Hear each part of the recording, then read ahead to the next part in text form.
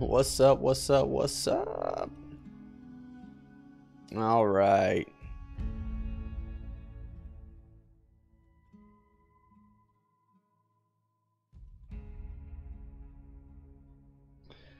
Let's leave that on in the background there. So here we are again, Wednesday night. Another Pantheon stream. Gonna be talking about a bunch of random things tonight. Nothing really on the agenda. We're just gonna kind of hang out, have a discussion about Pantheon. So for those who don't know, my name is Sacred, and Pantheon is a MMO that will be coming out in the next little while. Maybe a year from now, maybe two. We're not sure when the date is, but there's a lot of excitement about the game. And I'm one of the ones that's I don't want to say most excited, but I'm definitely very excited about the game as well. A lot of old school EQ players, Vanguard players, very, very interested and excited about the game. And we're even seeing some new faces, coming to the scene. But there's a lot of those, MMO players over the past years who have missed challenge. They've missed that risk versus reward feeling, and Pantheon is one of those games where we're hoping to bring that back. So again, whoops, turn the music down a little bit. So again, we're excited about the game, to say the least. And when I say we as a community, because this really is a community game. So thank you all for hanging out with me, coming for the discussion. I love these things. I really do. I just jump in here with no agenda. We just see where it takes us. I honestly, 5 minutes before the stream starts, before I turn it on, guys, I look on the website or something and see what catches my eye. And tonight, classes caught my eye. So what's up, Genocide, man? Thanks for coming back. Appreciate it.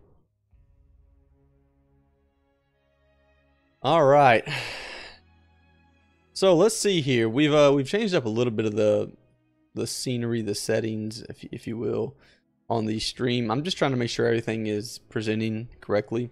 Looks to be good for now, so we'll leave it. Not really overly concerned, to be honest with you.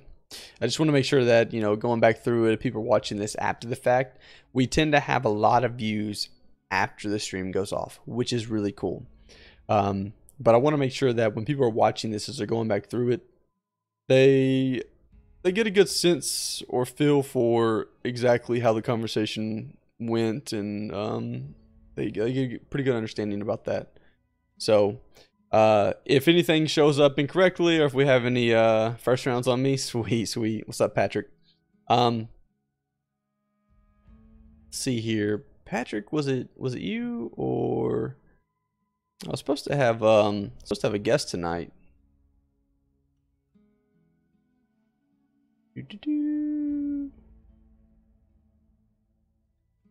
Well, we'll see. I was looking at my Discord channel here to see if hey Dark, what's up? Yeah, like I said, guys, we're gonna try it out tonight. We've changed up a little bit of the settings and things like that, so we'll see how it goes, but we're just gonna hang out, have a good time, maybe go through some things and see what we can figure out. It wasn't me. All right, that's fine.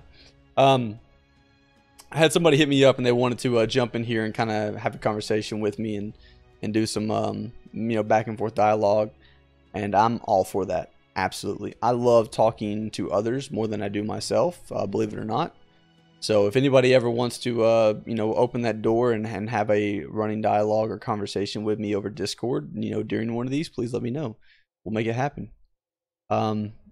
One of the things I'm going to change real quick before I dive into this, I've got the chat there where it's disappearing every 30 seconds, and it's starting to bug me a little bit, because I want to be able to show what people are saying, not just for the brief moment of time, but for a little bit longer extent. So I'm going to leave it up there for a minute. That way people, as they're posting, we can make sure those get read, just in case there's a good question or good comment that comes in. I don't want it to go away or be missed. So all right, updated that. Sweet. So let's talk Pantheon classes. I'm feeling class discussions tonight. I don't know why. I don't really have any any information on the classes. I don't have anything special. I don't know anything additional than what you all know, which is very, very limited to what we have on the page here in front of us. And as you can see, just scrolling over this, we have Cleric, which has a little bit. Paladin, Warrior, Rogue has a little bit more. Ranger, Dire Lord, Monk, Summoner, Enchanter. Shaman has a little bit more. Druid, and Wizard. Out of these 12 classes, we have 1, 2, 3 with additional information. And even the additional information provided at this point in time in the development isn't a lot. You know, for me, it's one of those deals where a lot is being left up to our imagination with the classes. I think it's good. I think it's bad. It depends on the person. For me, I'm not going to look too much into it. I'm really not. I'm just going to kind of take the classes as what I expect. If they turn out to be differently, so be it. If they turn out to be what I expect, then awesome. I called it right. It's kind of a guessing game. It's not really a... I don't really want to say that, and I know some people are very, very firm on this, but I don't want to say, for example, the Ranger class. I don't want to come over to the Ranger class and say a Ranger has to have a pet. Oh boy. Let's not get that discussion started on pets just yet. That's another night. It's another night. But some people have it in their mind that they go to the Ranger class here and they think WoW Hunter maybe, or they think I think Vanguard Ranger had a pet as well. Please no Ranger pets, and so it's a whole different discussion. Some people love pets, some people hate pets. It's a very strong opinion for a lot of people. But what I'm saying is, right now we don't know. We don't know. We don't know if Ranger is going to be a range class or a melee class. We don't know this information, and it's not a bad thing. It's actually a little bit of a mystery, and I kind of think it's fun, and it's fun to do some research and to figure out where the ideas of these different classes might come from. Now, for me, I know for a fact, EQ and Vanguard both, under the direction of Brad, can give some very good hints at possibly the direction that they're going with some of the classes. So I always think it's a really good start to kind of look back at the past and see what we can find out from there. So we'll do a little bit of that based off some of the classes we have tonight, and we'll just kind of I don't know, we'll have an open discussion about the classes. I love hearing what people think and what people want and how they think it all should come together. But we'll go through it. We'll see, because like I said, people have very strong opinions about things of this nature. So nobody take offense. If somebody loves pets and somebody doesn't, hey, everyone has a right to their own opinion. And me personally, I'll share mine as well, which I'm sure not everybody's going to agree with me, and that's fine. That's perfectly okay. It's really not my decision. It's not your decision. It's up to the development team and VR and Brad, and whether we have pets, whether we have range classes, whether we have casters, whether we have a healer, whether we have a tank. It's up to them or what we have and what we don't have. For all I know, they could put an M16 in the game, and we run around with some long range sniping. You never know. So let me go through some of the comments here. Please, no Ranger pets. I'll mark that one up, Dark. I'll mark that one up. We'll get to that one. Wizard for me is what I've always wanted to play. Nuke 'em. Yes. So they should be ranged, in my opinion. There are a lot of parallels to EQ1 because lack of Bard and Necromancer. We're going to get to the Bard and Necromancer because there was a good post on the forums today. I believe it was in VIP though, about Bard and Necromancers. It might not have been, but I'll look in a minute just to make sure. But it was just a curiosity. Hey, what do you think about Bard and Necromancers? I think the question was if you had to choose between a Bard or a Necromancer being released, what would you choose? Which one would you choose? Would it be a Necromancer or would it be a Bard? And for me, that's a tough one. That's a tough one. So, right now, just so I'm upfront with that, Bard and Necromancers are not set for release. They are looking to have Bard and Necromancers in future expansions, but they are not part of the plan for release. That is the current state. Now, they have been upfront and said, hey, if we somehow magically come up with more time and just, need something else to do, we'll push to get the Bard and Necromancer in there. But there was a few comments made primarily towards bards, which is, I would think the first thing they would create, I think the first class they're going to go for the next expansion will be a bard. I think necros will be past that. And the reason I say that is because I've seen a few comments made, and I believe they were by Brad himself. I don't want to misquote him, but more or less, he there's a very big discussion when it comes to necromancers on how necromancers should be played or how they should play during the game. And the primary reason behind the discussion is this game is meant to be a community group-based game. Necromancers have historically been the best solo class. Of course, that's because of, in EQ, for example, let's just go back to EQ. Necromancers were by far the best solo class, and they were right up, actually magicians were right up there with them just due to the pet factor. So people talk about pets. Of course, pets is a huge discussion. So people talk about the pets, the fear, having a fear, having a damage over time spell, having a pet. All this combined to make necromancers very, very powerful in the solo area. It, in some ways, caused a necromancer to be more of a solo master, and you oftentimes found they didn't have a great spot in a group. They didn't provide the best CC, being fear, make creatures run. I'm talking EQ1 now, so this is just based off of EQ1, but they didn't have the best fear because the creatures ran. That didn't work in most situations. You didn't want a mob running into other mobs to pull, so they weren't really utilized for CC. Their damage output was slower in most cases than other classes, just because necromancers have dots.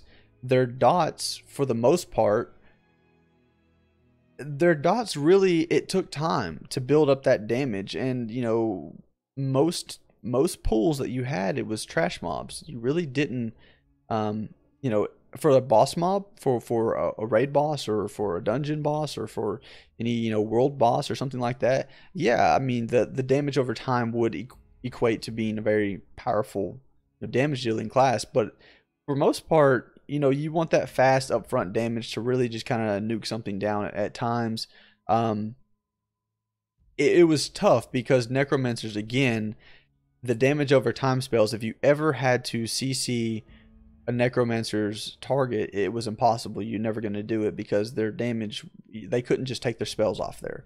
And it was just, again, there was a lot of complications. It was actually somewhat of a difficult class to play at times because you had to be aware of your pet, what your pet was doing at all times. You had to be aware of what target you were dealing damage to, putting your dots on. You could not fear in certain situations, which means you couldn't CC certain mobs in certain areas. So again, a lot of discussion goes into the necromancer, but at the same time, there's a lot of potential for the necromancer to be a very powerful group focused class.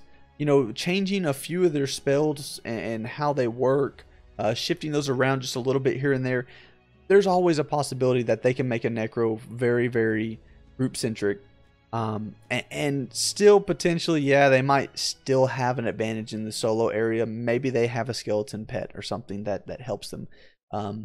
Maybe they have some sort of CC. I don't know. Maybe they have something that helps them in the solo area more so than maybe a wizard. But again, there's a way to make them to where they're a little bit more group friendly. So I think bards, being that a bard itself was seen in EQ, was seen in Vanguard, and I'll tell you, the one in EQ was fun. I had a blast on bards. But the one in Vanguard, from my understanding, I never got to play Vanguard, but I've done a lot of research into it. The Bard in Vanguard was very neat. There was a lot of neat things that they were able to do, chain songs together to create, powerful songs for certain fights and things like that. Songs that would give you a buff, a heal, something, blah, blah, blah. They would just chain these songs together to create a series of events that basically helped them through the fight. So the better the Bard was at determining what the fight was pre-fight, the better song they could prepare, which ultimately meant the better outcome they'd probably have. Anyways, I can see necromancers. I'll read this last comment here. So I can see necromancers having limited time pets due to rotting, maybe. Just saying. Too much work, bards. I mean, some people love that. Some people really, really enjoy that in-depth piece that they had for the bard in Vanguard. But like I said, bard and necromancers are due after release. They're not due upon release. So don't get too excited about those guys. Unfortunately, I don't think we'll see the bard and necromancer at release. I think that VR has a ton of work to do, and they're getting at it. But at the same time, hey, there's a lot to be done, and there's still a lot of other classes that have a lot of the details to be worked out. So as a current bard player on Project 99, I will confirm too much work. I believe it. I believe it. But they're fun though. They're fun. You can't put that down. They are fun. Even though they're a lot of work, it's worth it. They're a lot of fun. So let's talk about the classes we do have in the potential release of Pantheon. I'm gonna start out I'm going to start out with some of my my go-tos. I'm going to, first and foremost, we'll start doing this. We'll actually do this. We'll go into this real quick. We're going to start with the chart here. I think that's a good place. Classes. So, I don't know about you, but I'm going to go ahead and tell you what race class combination my opinion is. I know a lot of people have a lot of strong opinions on these, so guys, don't get me wrong, my opinion is my opinion, but I'm not saying anybody's opinion is going to be wrong here, but there are some here that at first I was confused on after reading through some of the description and understanding how the race class combinations came together. I was like, oh, that's kind of neat. For example, the Druid Org, I mean, Dark Mirror, anything. I'm with you on that. We'll get to that. But the Druid Org, I was really confused on this, honestly, when I first read it. So this chart came out to the VIPs a little bit before it did general public, and so we could kind of give our reaction to it. I guess it was a precursor to what was coming. But an Org Druid, from my thinking and thought process, it just didn't make sense at first. I was thoroughly confused on what in the world that, in my mind, how that worked. It just didn't make sense to me. But after I kind of sat down and worked it over, thought it over, I was like, all right, it's not that bad. I'll live with it. It might be one of those things where it's just kind of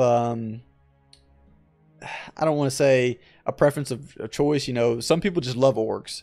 So giving them the ability to create something like a druid on an org is something that hasn't been done in the past. And, really it just has a unique aspect about it. So we'll see. I think it'd be pretty cool. Will there be Dark Elf males? Never seen her pick. Dark Elf males or Dark Mirror? Yes, there will be male and female both, from my understanding. And they haven't released pics of many, so there's a lot of classes that you'll see, like, for example, humans, they only show a male human. Dark elves? Elves. So there's a Dark Mirror, there's an elf. Two different races altogether. Both only show female character models in what they have today, but I have, from my understanding and what I know, that's not what's they're going to have male and female both. So I wouldn't worry about that too much. Now, again, I'm not saying that's confirmed in any way, shape, or form, but I'm saying from what I've seen and what I understand, they should have both male and female for each one of the races. All right, so let's see here. One of the things, so there's a few things that stood out. We'll go over the odd ones, I guess you could say at first. So Orc Druid was an odd one. It stood out to people, but it wasn't a big deal. Nothing to worry about there. Then they had the Rogue Gnome. I don't know why, but some people really didn't like the Rogue Gnome. There was a lot of confusion of why a gnome, being a very magical type of player, character, race, why would a gnome would be a rogue? I mean, a non-magical class. Again, some people didn't catch on to this one. Some people really didn't like this one. It didn't sit well with people. For me, I never even noticed it. Didn't even bat an eye at it. I was like, oh, gnome rogue. That sounds pretty neat. I like the idea of gnome rogues. I think that sounds pretty cool. I mean, honestly. For me, it wasn't a big deal. But for others, having a gnome that wasn't magical, per se, stood out. And I guess people had an issue with it. Dwarf Enchanter. That's the next one we're actually going to. Yes. So Dwarf Enchanter was another one. Dwarf Enchanter is one that I read it again, and I read it again, and I was like, I don't know. I see dwarves as, these kind of stubby little or stocky little dudes that are walking around, tossing a beer back, getting into the mines, just sweat pouring, working down in the dirt all day long. And I don't know, I just see them a very, very physical, active, grungy, grimy type of individual who's just kind of always filthy. In my mind, I don't know why, but it's just kind of always filthy. They're just always in the dirt for the most part. So being like a physical class, I mean, I just see them. They're a physical type of race. Not class, but race. They're a physical race. They're just, somebody that's going to be up front. I don't want to say non-intelligent, but not the smartest individual. More of a hard worker than an intelligent individual. Anyways, and then I see the Enchanter, and I see the Enchanter as a very intelligent, wise individual or class that's there to, I don't know, just they're mentally more advanced than any other class. And for a race, the dwarf is kind of like the ogre. I don't know. I don't get the intellect part. So yeah, dwarf enchanter. From a craft standpoint, like the enchanted items and such, I can understand. Yeah, I'm right there.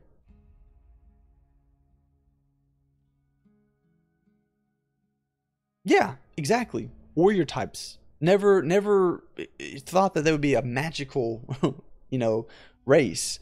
So a dwarf enchanter, yes, down in the mines, they're able to smelt and just put things together and create whatever they want to do. Really, yeah, I can see them. That makes perfect sense from a crafting standpoint. They can really put together some awesome things. However, from a mental, intellectual aspect, I don't. It doesn't. To me, it just doesn't register still. But I mean, again, it goes back to the org. It goes back to the same concept with the org, though. People who have played dwarves traditionally over the years have been a warrior type. You also have people who love the way dwarves look and have always wanted to play a magical caster class, but never had the ability to play the race they like, which is a dwarf, and a caster class. Maybe this is Pantheon's way of bridging that gap and allowing those players to kind of explore, of mixing that and making some people happy with a race that they typically weren't able to get in the past. That's kind of my thought behind it. Is same thing with orc druids. It's maybe a way for those people who have played warrior types, but they or played caster types, but they love the bulkiness of like an orc or the stockiness of a dwarf. They love the look, they love the feel of that, but they have never been able to play a caster and be that type of race. Maybe it's just a way for Pantheon to, you know, kind of expand that and allow people to do that. That's my thought, at least. So a dwarf shaman would be better, but you know, you had dwarf shamans in WoW, and I don't think, for me, I can see that. I really can. But then I can see them, you know, somebody saying, oh, a dwarf shaman, just like WoW. And, you know, if there's really no lore to back up a dwarf shaman, like a shaman in the lore, there's really no lore to really back that up. Why not just make it something else? So you don't have to have that, you know, comparison, that connection in people's minds. Instead, give them something really just out of the blue. Something that doesn't make sense really to a lot of us, but at the same time, it's intriguing. It's something that we can talk about and potentially people can try out. So yeah, I mean, hey, why not? I get it. So the other one that people really didn't understand, and it kind of came up. It was interesting. Paladin dwarves are highly religious.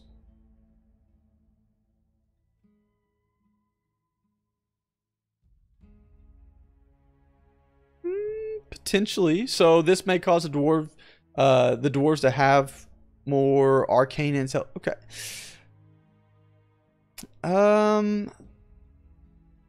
I didn't play Lord of the Rings, so I'm trying to think how that would work. So I get the highly religious, but I would have to have someone help me understand what you mean by the arcane intellect part, because even if they're highly religious, I'm not sure I see how that comes together with the arcane intellect. Now, a gnome, for example, race-wise, their entire lore is based off of the fact that they just absorb themselves with arcane power and magic, and just could not get enough of it. So they have turned their bodies into this arcane being, for say, that's wrapped in gauze cloth and armor, faceplate. But it's just arcane energy. They've just absorbed it. So for them, that makes perfect sense to me. But a dwarf, I'm not sure how I connect the religious aspect to arcane intellect. And it may be just because I'm not understanding the terminology correctly. So I think the lore will play a role in class. Oh yeah, the lore already has played a major role in the class and race combinations. I mean, for example, here, one of the things that we had, and it was a elf shaman. So shamans, people were confused why we have elf shamans. Yeah, I mean, elf shaman was a big one. Another big one too. People were kind of under the same impression. Well, the gnome design is amazing, but so elf shaman is one of those ones where it took me a minute to actually catch on to what they were doing with it. So they're looking at the elf as being nature oriented, very in tune with nature and things that are going on environmentally around them.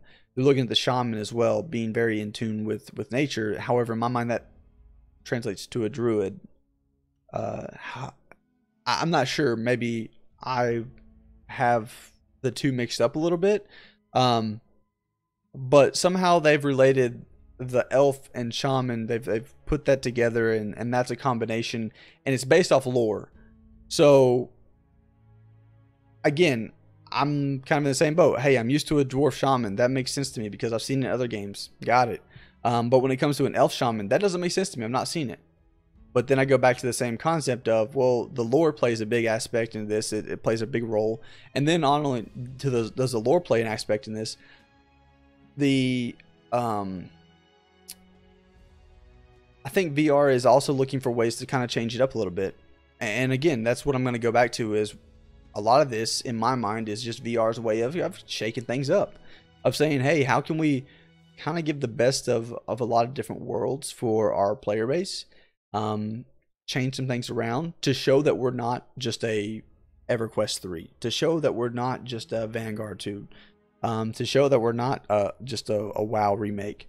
You know, how can we change some of these classes up? How can we really make the lore and the class and race combinations fit together in a way that hasn't been done before? Because we want to be distinctive. We want to make sure people understand this is not a sequel to any game. This is a brand new MMO.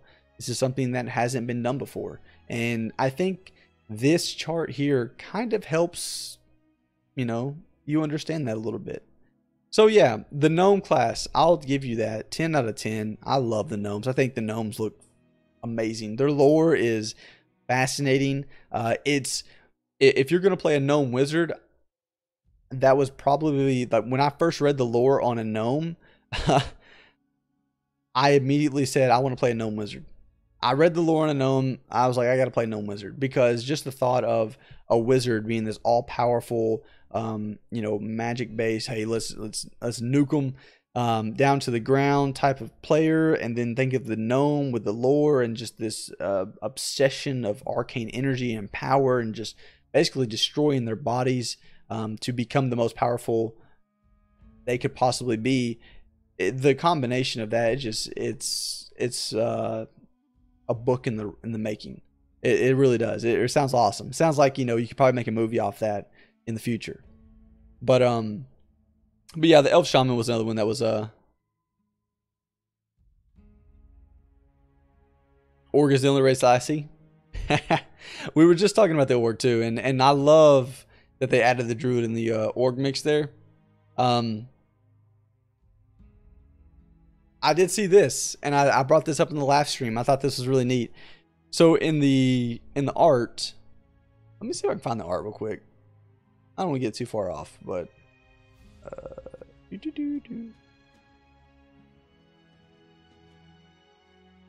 so if I'm looking at the art, I'll pull this up. So for me right here, the org looks just ginormous, ripped, right? They're just beastly looking. If you noticed in the last stream, Carnage was playing an org, and his org, and maybe it was just me, but his org had a gut. And I was excited about that. I mentioned it in the last stream.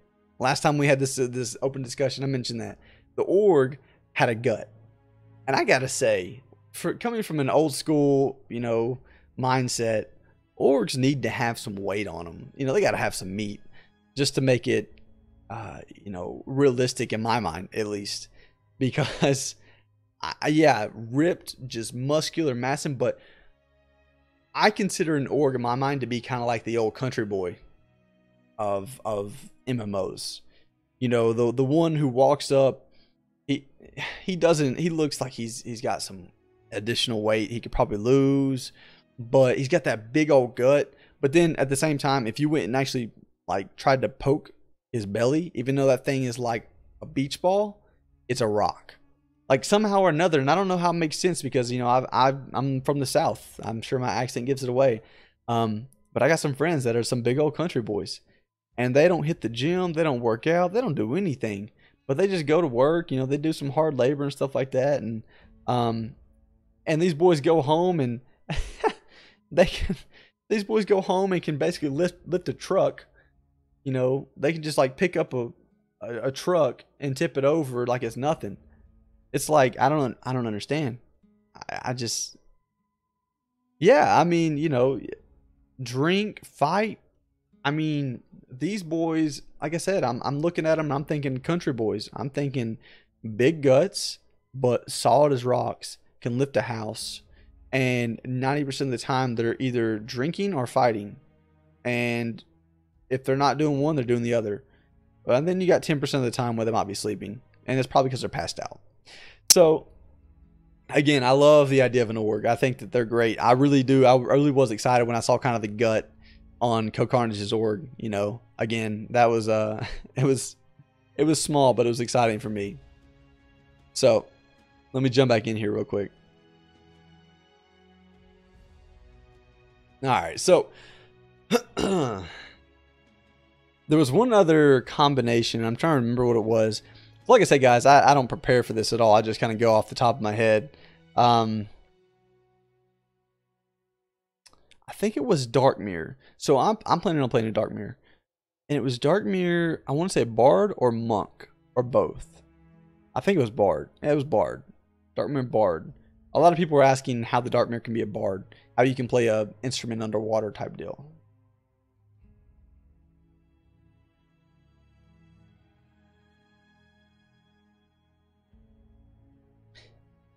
Orgs and EQ1 look like giant teddy bears originally. Yes, I can see that.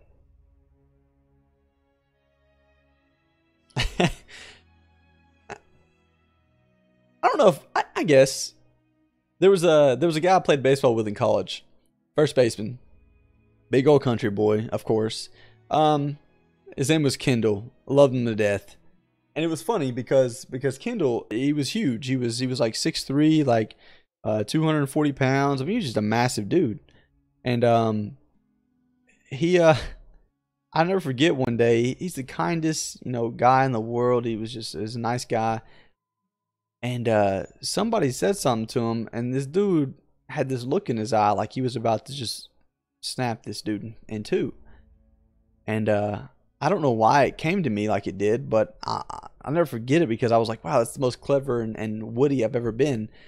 But the guy said something, Kendall gave him the stare down, and I turned over to the guy and I was like, yo, I just got to remind you that Kendall, he's like a teddy bear. He's big, he's fluffy, but I just want to make sure that you remember he's still a bear. So, watch what you say, because dude can literally break a steel bat over his knee. He's massive. And I was like, wow, I came up with that all on my own. But I'm sure that's been said by 1,000 other people, but regardless, I just thought I was clever for saying it at the time. But yeah, I mean, I can see that. Orgs, you can, and that's what I think of when I think of like an org druid. I don't know. The guy's helpful. He's nice. He's there to support, to heal, maybe to provide some benefits for you. He's a nice guy, but then at the same time, he's huge.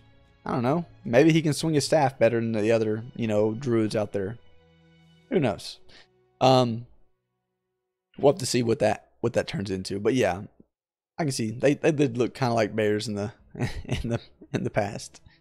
It's the details in Pantheon that makes the difference. Absolutely, 100%. So Darkmeres, we have the Darkmere Bard. Again, for me, guys, wasn't a big deal.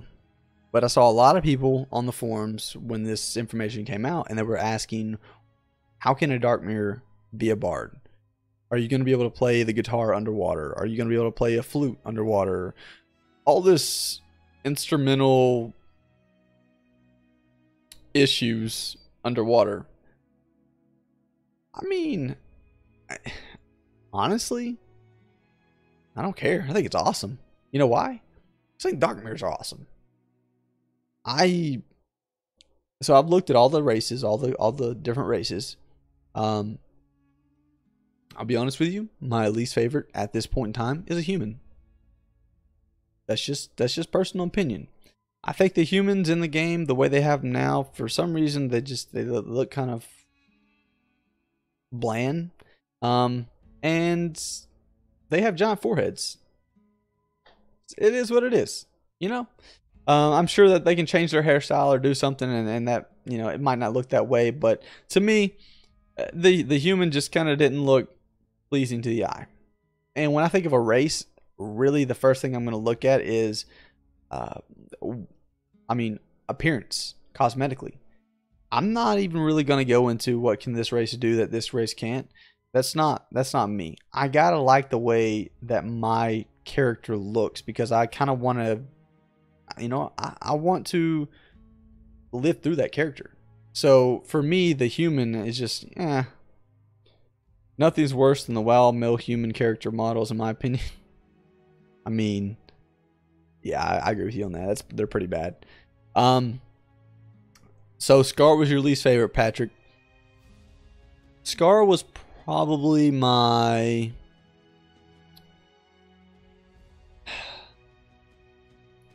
At first, when I first saw a scar, let me bring that back up real quick. Let me bring the picture back up. That way we can at least look at it while we're talking about it. So when I first saw this picture here, I gotta say, yeah, when I first saw it, I didn't really like the way scars looked. But then after I started to think about it a little bit more and really kind of in my mind work it over, I don't mind it nearly as much. We haven't got a good look at the scar in game. Yeah, we haven't. We haven't. And that's what I'm thinking as well. Because like if I'm looking at the human here compared to the human that I see in the game, this human here looks a little bit different than the humans that I see in the game. So, you know, again, it's one of those deals where we just have to see how that turns out in game. I'm not writing the scar off just yet, although the scar is definitely one of my least favorite. And I guess it's just because I don't like the look that, I like the more inviting look, I guess. I don't know. I plan on playing a support role. I plan on playing a cleric, and I like the invitation of a friendly class. So, Genocide Man, I appreciate the donation. Thank you so much. See here. Before Pantheon, I thought. Oh, you would have never thought that. Sorry, I almost misread that one.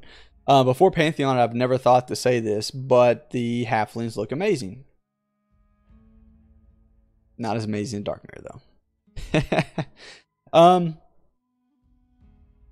Alright, so I'll go through my thought process when I first got a good look in the game.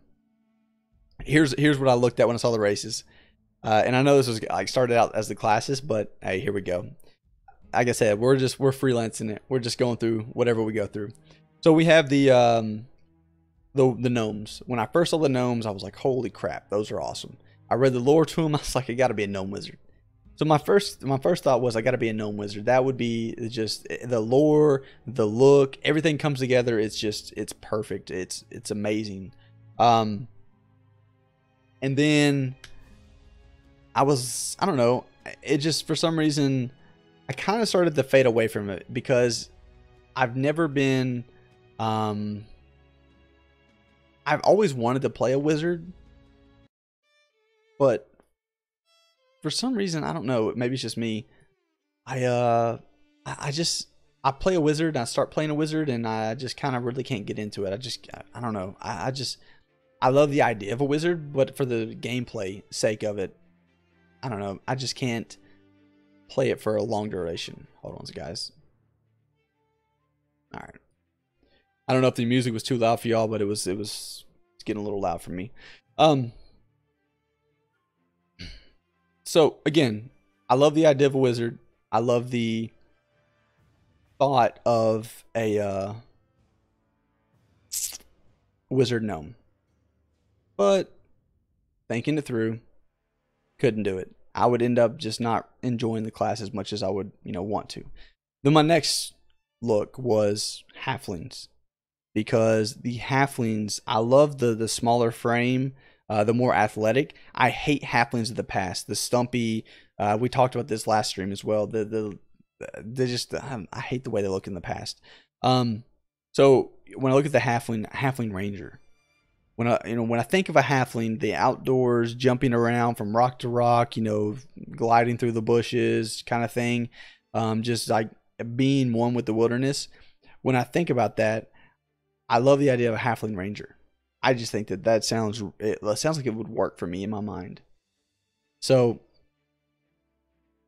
for me, that sounded really neat. But again, I started thinking about it. I was like, well, hold on. What have I played in the past and what have I enjoyed? And after a lot of thought and consideration, I have to come back to the fact of I've always enjoyed supporting people. I've always enjoyed being that healer for the group and making sure that we're staying alive.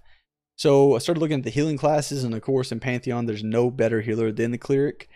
And when I think of a cleric, the first thing that pops in my mind is a dark elf cleric from EQ with that bright silver armor on and their dark bluish skin tone with that blue glowing mace and a tome. That picture of my mind of a cleric will never get out. And when I look at the different, races we have here, Darkmere to me reminds me a lot of that Dark Elf of EQ. So after a lot of thought and kind of self-discussion of what I really like playing and how I want to play, I just had to say to myself and be honest, I'm going to end up playing a healer about 95% of the time. I might as well play one that I think looks cool. And Darkmere's, in my opinion, look pretty badass. So I've always played an elf wizard, but I might be playing a gnome just because they look so. I'm not going to write off the elves either. And the picture we have here makes them look very, what's the word I'm looking for? Almost like hippie, but we'll just say outdoorsy. They look like they're living in the wilderness, they're of the wilderness, and that's what they're supposed to. But at the same time, I don't know. I'm not going to write them off because for me as well, when I'm looking at this comparison chart, just looking over the sizes here, I don't think this plays a really good description or shows a really good description of the sizes in the game. I felt like the gnomes were even smaller than the orcs compared to this picture here. So the size comparison doesn't really do justice. I think halflings and gnomes are potentially even smaller than dwarves. So again, I'm not sure how this height scale works very well. But seeing the elf is kind of that medium range, medium to even lower on the height scale, I'm not going to write them off because I'm curious to see if the male and female have different heights. I'm curious to see if they have different body types, meaning, here's what I'm kind of worried about, honestly. Is an elf male going to look a lot like an arcane male? I don't know. So we'll see. I think we just have to see what happens when they bring those out and show them all.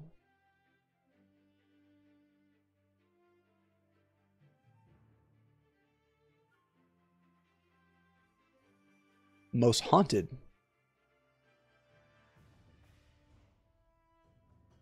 I've never thought about that, but I guess with the dark hair, she does look like somebody that would be kind of out in the woods and some dark mist, and I can see that. She would be creepy if I just saw her like in a misty field standing there looking at me. Just like that. I never thought about it that way. That is true. That is true. It's good observation.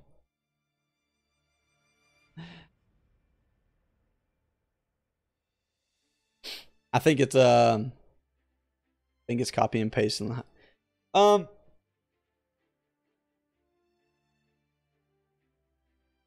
I don't know. I don't know about the heights. I don't know about the scale of heights in this picture compared to what they're going to be in game. So again, I'm very curious. And on the same note as well, between the male and female versions, I really don't know if there's going to be a difference. I feel like there's a slight difference in most MMOs, between male and female as far as heights go. If not a big one, there's still a slight one. And so if there is a slight one, I'm just, again, I have to be able to enjoy the look of my character. Right now, when I look at the elves, I'm not really overwhelmed. Not really underwhelmed. It's just kind of, same thing when I look at humans. Nothing special, nothing unique. Just they are what they are. The gnomes stand out. The halflings stand out, of course. The Darkmeres stand out. For me, arcane and orgs look pretty badass as well. They've got some unique features to them. I mean, the arcane like kind of cracks in them is just, I don't know. That's pretty cool. And I said arcani. Sorry, I know I was saying that wrong. But I love the glowing effect. I think that's really neat. It's probably gonna look amazing. I'm assuming, I don't know for a fact, but I'm assuming with the new lighting and shading that their body types and the details on those lights and cracks, I'm hoping you can change the color of them, but I'm assuming they're gonna look pretty awesome with the new color scheme. and new effects.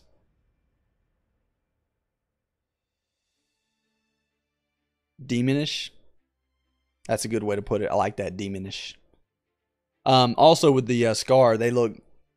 I think they have that same appeal to them too. For people that like that darker type of class, you know, I think the scar is just. I don't think I'll ever play them, just because that's not my look that I want to, you know, perceive myself as. But yeah, they definitely have a darkness to them, and it's intriguing, but it's not something I'm really looking to, you know, for myself. But I don't know, the thought of having these little claw things as like hands, and you know, I guess it just really depends. I guess it really just depends on like how they deal with all this. Like, I don't know, this just in this picture here, in this description, we haven't seen this in the game. Yeah, you know, so it's not for certain that this is how they're gonna look. There could be some things that when they actually get them in the game, they look different, and maybe they look better. But there's so much going on with their face, and I think that's really the big thing for me. There's just the spikes and all the things in their face. There's just so much going on. I just don't know. It just doesn't appeal to me. So I'm right there with you when someone said that was their least favorite. It's definitely not my favorite. It's still not my least favorite though, but it's definitely not my favorite. And when I see it in game, then yeah, I might change my mind. It might be my least favorite. It might not be. I don't know. But we'll see how that works out. Yeah, if these are a monk and they hey man, eye gouge. That's all I gotta say. Yeah, I'm not sure. See, and I'm not sure. Like when they actually get them built out in game, I'm not sure if they're gonna have the claws or if they're gonna have hands. You know, I'm curious to see how that all comes out and how that works, because for me in this picture, this looks like a really rough sketch of what they're anticipating it to look like. But at the same time, I just don't know how it's gonna look when it comes out in the game. It may look really neat, and it may not. I don't know. That I'm very skeptical on how they look. But let's see here. Oh, they can be monks. I was trying to remember if they could be monks or not. I wonder if that's I wonder if they have like an increase, like if they have a racial as a monk. I wonder if a scar has a bleed effect or something.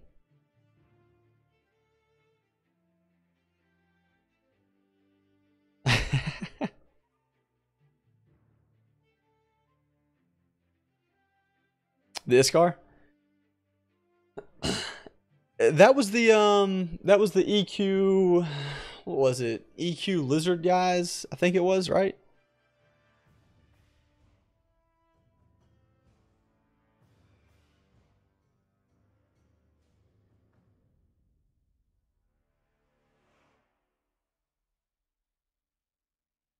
I think it was.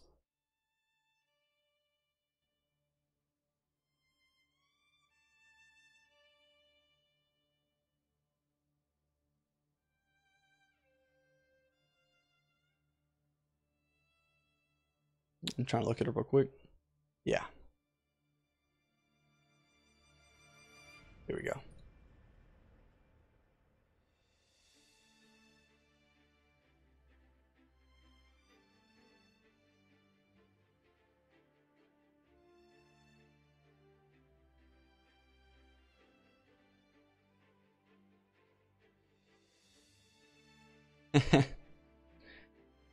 Oh man.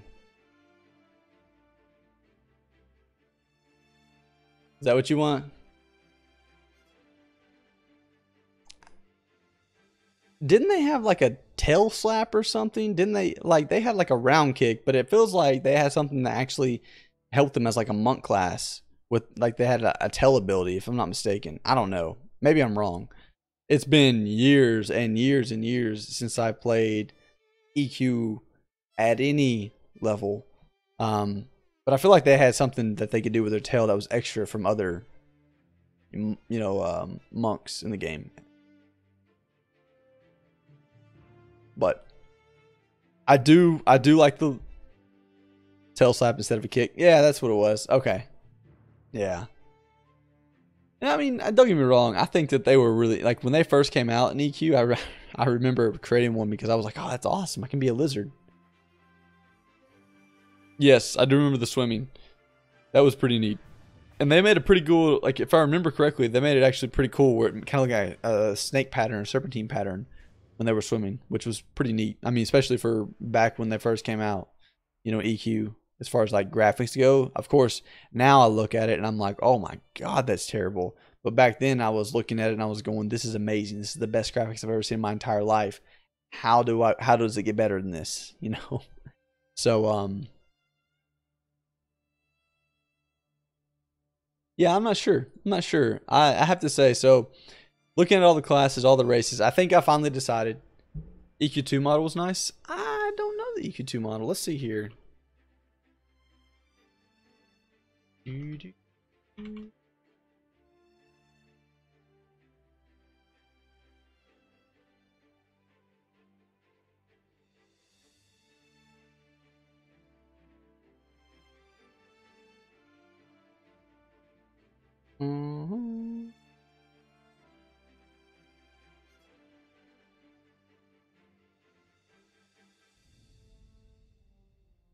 Come on, man, show me. Well, I was looking for a picture, but I guess I'm not getting one. Hey, Patrick, thanks for stopping by, man. I really appreciate it. Have a good night.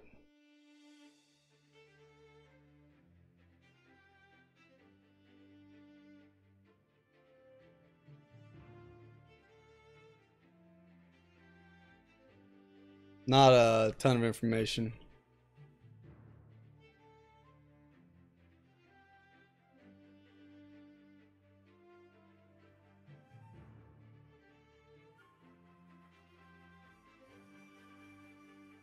I guess it's a little bit better than what it was in EQ1.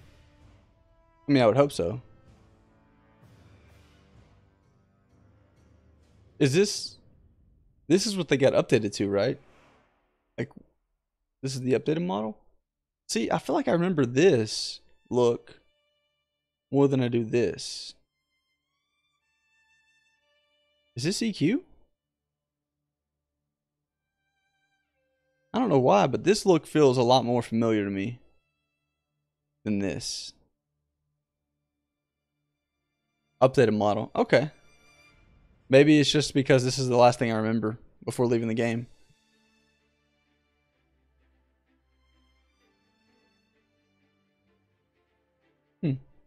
Interesting.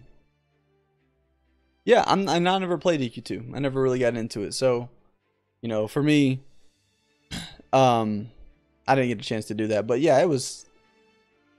I wouldn't mind having a lizard class back. I think that'd be pretty neat. Okay, so I do want to talk about one thing, which is, oh yeah, my class and race. All right, so I gotta ask you a question. I'm curious because I like hearing other people's opinions. So I've heard a few of you, but I just want to make sure that I've got it. Which race and which class are you looking to play? So I'll tell you what I'm looking to play right now. What I'm looking to main is the Dark Mirror Cleric, because again, the Dark Elf look of EQ1 as a cleric. Let me just go ahead and Dark Elf.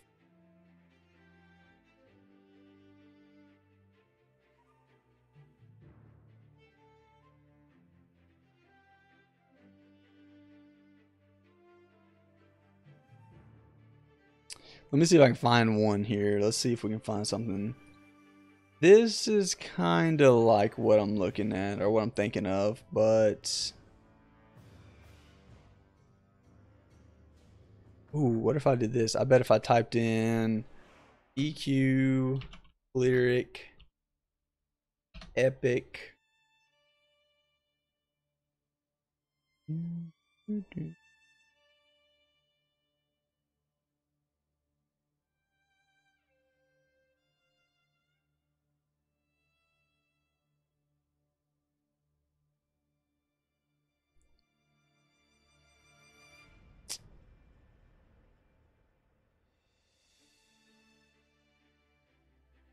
Oh, there we go. I just skipped right over it. That's kind of the look that I remember of a cleric. I was looking for another one that had like the full body shot. Oh, there we go. I guess that's something like that. Like that's the look that I remember of a cleric. Like that's how in my mind a cleric looked.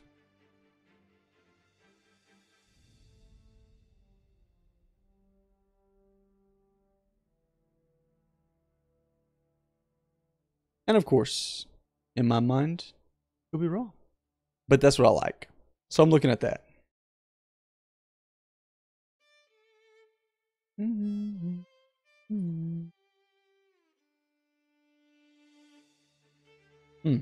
Graphics. Alright, so what we got here? We got Dark Mirror, either Dire Lord or Enchanter. I like that. I like that. Let's see here. So Dire Lord. Actually, this picture right here of a Shadow Knight in from EQ1. Those swords. I hope that we see something of that in Pantheon. I like that for a Dire Lord. I think those swords that they had for Shadow Knights in EQ were just they were awesome. They were absolutely awesome.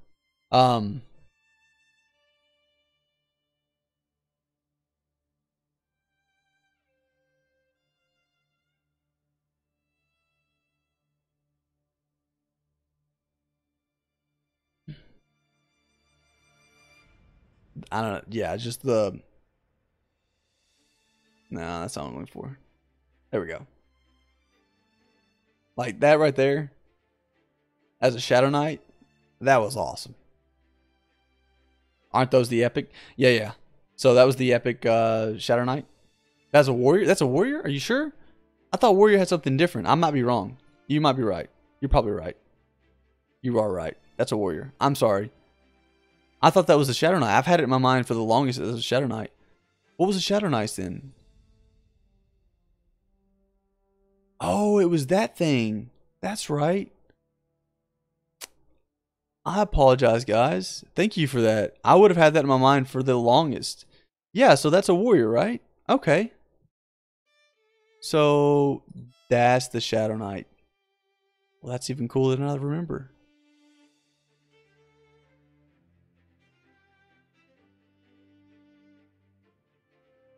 I'm excited. I'm learning something tonight. That's pretty cool.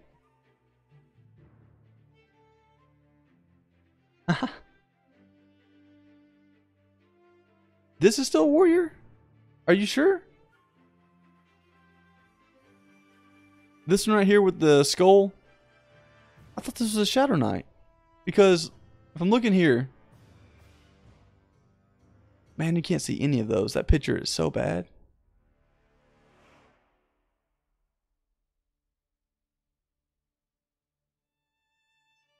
So here's the singing, the singing short sword, right? That's a bard. This is the druid sword. Okay. Then you have the scepters. I think the one with the lightning bolt was the wizard. I can't remember. One of these was enchanter. One of these is wizard, I think. The rogue dagger. What was that? Beast Lord that had the claws. Monk had whatever that thing is. This is cleric mace. I know that.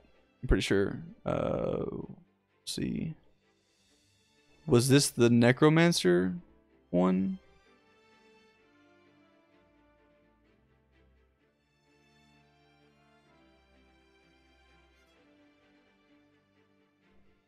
My wife's idea of an epic weapon is a mop. Okay. uh, nice, nice.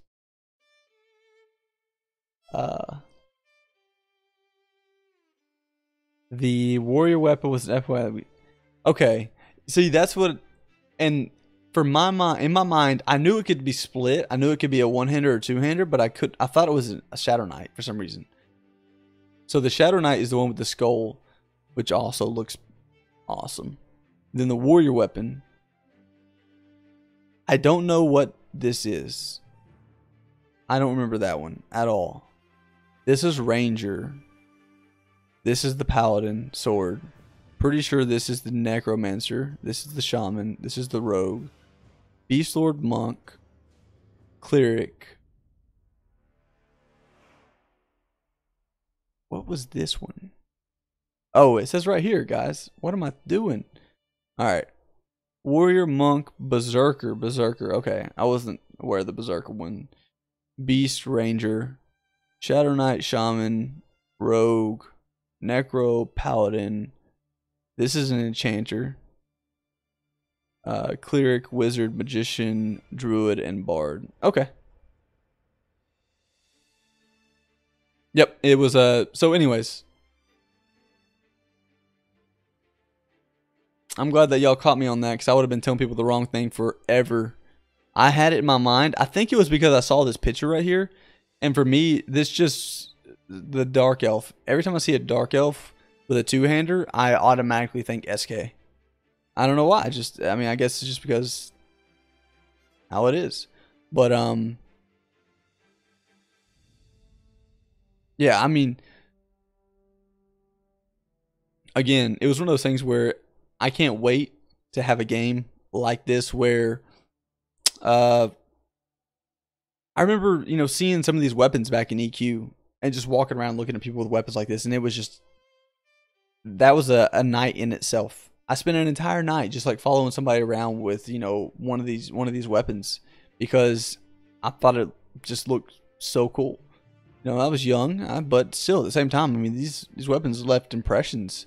They were something that when you saw somebody with one, it was, wow, you know, how did you get that? Where'd you get that? When'd you get that? Type questions. You were just, you wanted to know more and more because they were so cool. But then you had, again, then you had like when you got into WoW. So I played WoW for a while. When I got into WoW, I had, of course, the Thunder Fury. And the Thunder Fury was one of those things where we had one guy on the server that had it, and he would stand in the middle of the Orgrimmar.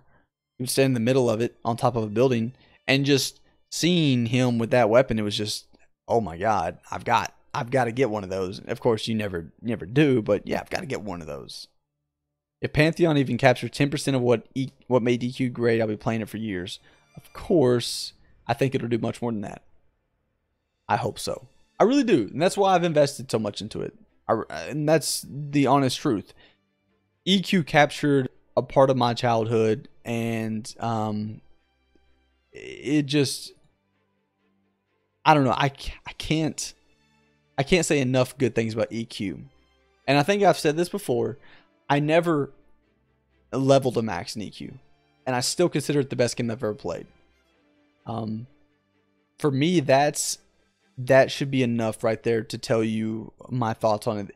If a game can keep me invested for 5 years, and I think, who was it that mentioned about alts a minute ago? Was it you, Genocide? One of those guys with 7 level 10 characters? Okay. So that's how I was in EQ. It ruined mine. Well, so that's how I was in EQ. You know, I got into EQ. I started playing, had no idea what I was doing. I was young at the time, and I just had a good time. I had a ball with it. I kept playing. I kept just exploring. I remember I was level 35 for God knows how long, just forever. And I remember I would like run to the hill giant place and like try to find a group just to kill hill giants for fun, to get money, so I can go spend money on random stuff, because I never seemed to ever have enough money in that game. I always ran into gold. It was, I don't know, for some reason I always needed money to buy stuff, yet I never wanted to go level. I just wanted to play and just mess around, and I had a blast doing that. So for But again, I had so much fun for so many years, and it was one of those games where it just kept me entertained. If Pantheon can do that in the least, yeah, I'm right there with you. I'll be playing for years, and I have high hopes they can, and even more. I have high hopes they can exceed my expectations, and we'll see. I mean, I don't want to say, yeah, they're going to be, even better than what I think, but I'm trying to set my expectations very low. I really am. I'm trying to set them very low because I want to be able to enjoy the game for what it is and not have this expectation of a childhood dream or memory that I'm trying to relive, and it just never lives up to it. I want the expectations to be low. I want to come in with kind of a fresh start and really just enjoy the game for what the game is. But I really do think that they're going to bring back some of those memories that I've had over the years, that I've built up in EQ, that I've built up in WoW, that I've built up playing other MMOs. Some of those memories and of what made those games great, I'm really hoping they bring back some of that. And I think they can. From the direction I've seen they're going and I'm hearing they're going, I think they're going to be able to bring that back and really kind of open that door up for us to show us, what it is that we want in an MMO nowadays. So, but as far as the multiple alts goes, I'm a terrible alt maker. I'm the same way. I'll get into the game. I'll probably have an alt of every single class that I can, and I'll probably make 2 more on top of that, just because. I'm going to try my best to limit myself. I really am. Will it work? Probably not. Probably not. During testing, I'm going to try to get my fix in during testing. I'm going to try to get on. The first thing I'm going to create is my cleric. I want to play around with cleric.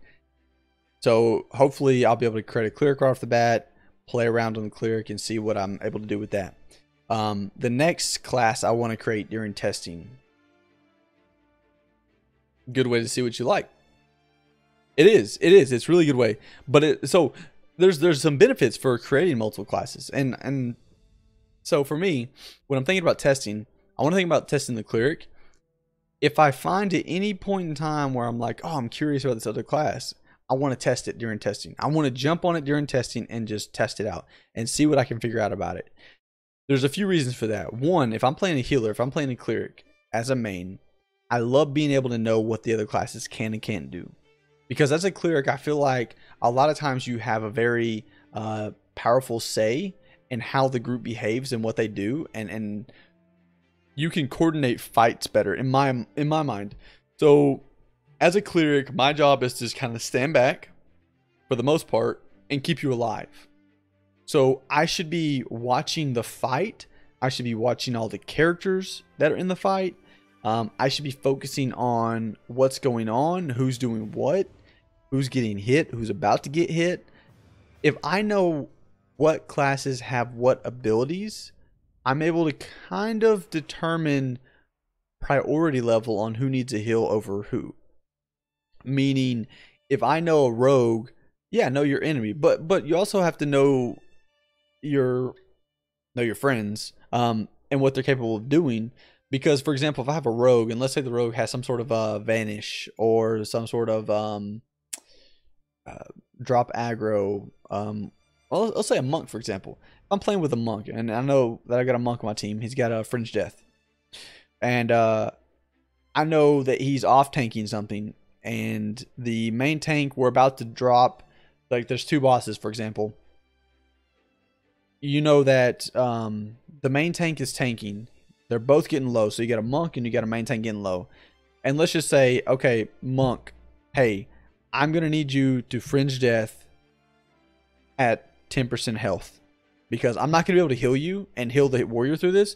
So what I'm going to have you do is, we're going to have you tank as long as you can. I'm going to throw little heals on you. Once you get to 10% health, I'm going to need you to fringe death. And then the warrior is going to have to tank up that additional ad. So he's going to have 2 on him. and hopefully we'll be able to down the original one that we're focused on as quick as possible, so that, you know, that additional damage drops off. But just knowing something like that potentially can help that fight out tremendously. And me, kind of as the cleric, the one standing back, I'm able to really see what all's going on. I'm not face to face with a, you know, a giant hulking beast or stone giant or dragon. I'm not worried about CCing ads around the area, so I'm not running around looking for different ads to CC as an enchanter would or something like that. I'm not standing on the back line trying to do damage, but watch how much damage output I'm doing so I don't take threat off of the warrior. You know, I'm literally just standing there ensuring that my group is doing what they're supposed to be doing, and I'm keeping them alive because of that. So as a cleric, I feel like I really owe it to my group, my team, to know not only the fight, but know the people that are in my group and what they're capable of. Because if not, I feel like I'm standing back there just kind of watching things happen, but I really don't know what's going on. And that doesn't settle well for me. I have to know what's going on. I have to know what the capabilities are of each one of my classes that are playing. I have to know what the capabilities are of the monster we're facing, the mob, whatever you want to call it. I have to know what we're going to be facing, how that's going to happen, what's going to come about it. And just things like that. You know, I like to know all the different little ins and outs. So it also helps when you're talking to somebody and they say, "Oh, I can't do that." It also helps to understand, so you can have some sympathy, compassion, empathy, whatever you want to call it, towards, you know, the difficulty of their job. Meaning, if I play a warrior in testing and I realize that it is a hell of a hard time to keep aggro, to keep threat in Pantheon compared to other games, well, when I pull threat because I'm healing too much or something, I don't know, or if the wizard pulls threat because they're just dropping bombs left and right, and the wizard starts saying, "Hey, why can't you, you know, be a better tank? Why can't you get this mob off me?" I'll defend the warrior and be like, "Have you ever tried being a warrior?" Because I have, and I can tell you right now that warrior is doing everything correct, and they're holding as much, you know, aggro, as much threat as they can. But you, as a wizard, it is your responsibility to ensure that you're not pulling based off the damage you're doing, and you're doing too much damage at this point in time. So, you know, being able to back somebody up. Now, on the same note, if the tank is not holding any aggro whatsoever, and that wizard's level 20 and using a level 1 spell and pulling aggro off that level 1 spell, then yeah, okay, we'll have that conversation. But I like to be able to know who on my group can do what, so that maybe that wizard is using a level 20 spell at level 20, and I say, whoa, drop it back to level 15 spell and just spam it. You should be able to spam a level 15 spell and never pull aggro from that tank. And if you do pull aggro from that tank, you're either a beast of a wizard, which, hey, great, or the tank just isn't pulling the amount of threat they need to be pulling. So, again, I like to know that stuff. I like to be able to help the team out, to help the group out when it comes to that information and things like that. So for me, when it comes to testing, I'm going to start with the cleric. That's going to be my main. As of right now, I'm looking to main a cleric in the game. You look into main a Darkmere cleric. And then as I go through testing, I'm going to see what other things are out there, what we have available to us at the time. I'm probably, because we should have a limited amount of classes available to us for pre-alpha 1 or pre-alpha when it opens, I'm probably going to try the cleric out and then all the other classes available during that time. After pre-alpha, as I start to introduce more classes, I'll probably try the other classes as they introduce them as well. I hope to have tried, tested, at least played at some point or some degree each one of the classes by the time we get to release. Now, am I going to play each one of them the same amount of time? Absolutely not. I can already tell you, just from experience, there is a 70% chance that a rogue is not going to be something I want to play. It's something that a lot of people enjoy playing, but for me, I don't find enjoyment in the rogue playstyle. The monk playstyle, for me, again, I'm not the one that finds a lot of enjoyment in the monk playstyle. I love what the rogue and monk can do for a group, but I just don't find as much enjoyment in playing them myself. The ranger, there's a lot of speculation on what the ranger is going to be like, how that's going to come together as a class. I have no idea. Are they going to have a pet? I don't know. I can tell you this. Are they going to have a pet? Are they going to be ranged? Questions that have all been asked, and I'll just go to here because this is my thought. There's a combination of EQ and Vanguard when it comes to creating Pantheon, a pretty solid combination of pulling all this information together and coming up with these classes. And I think the Ranger, again, my personal opinion, no additional information, no evidence, nothing behind this statement. I think the Ranger is going to be very much like the Ranger of Vanguard. That's my personal opinion. I think they're going to have the ability to be both, and I never played Vanguard, but I've read through some of the information here. I think they're going to have the ability to be both a sword wielding, melee character, as well as a bow wielding range character. Since this is Brad, I can almost guarantee the Ranger. Well, it's interesting that you say that, since this is Brad's game, because the Vanguard Rangers have pets, which the Vanguard was also Brad's game. I'm not saying that you're wrong. You could be absolutely right, but I'm just saying, if I'm looking at EQ and I'm looking at Vanguard, both which Brad had very, very heavy influence, and Vanguard is literally Brad's game. He broke off of EQ and set out on a mission to create Vanguard, as his own, really making, trying to bring back what he helped create in EQ, on his own. Vanguard was his game when he created it, and he created the Ranger with everything I know has been a lie. Yeah, so if I'm looking here at Vanguard, I'm looking at the Vanguard Ranger, and I'm looking. There's quite a few things that are interesting about this. I don't know if you can see this. Let me kind of blow this up a little bit for you. I'll scroll down. So special pets and former subclass at level 10. A ranger specific quest was available from your ranger instructor, which blah blah blah blah blah blah blah. After you complete these quests, you were able to choose your pet and learn special stance abilities to reduce damage or push your opponent out of their stance. Charm, rangers can charm animals, reptiles, and some insects, and then they have forge and prepare campfires. They also had the ability to create bows or arrows and things like that.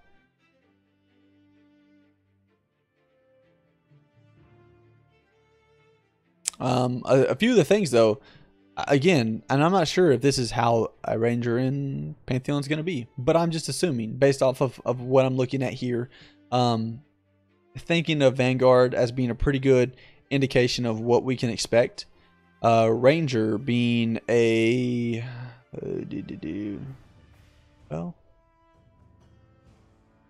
wield style, ranger wielding. That doesn't help anything ever.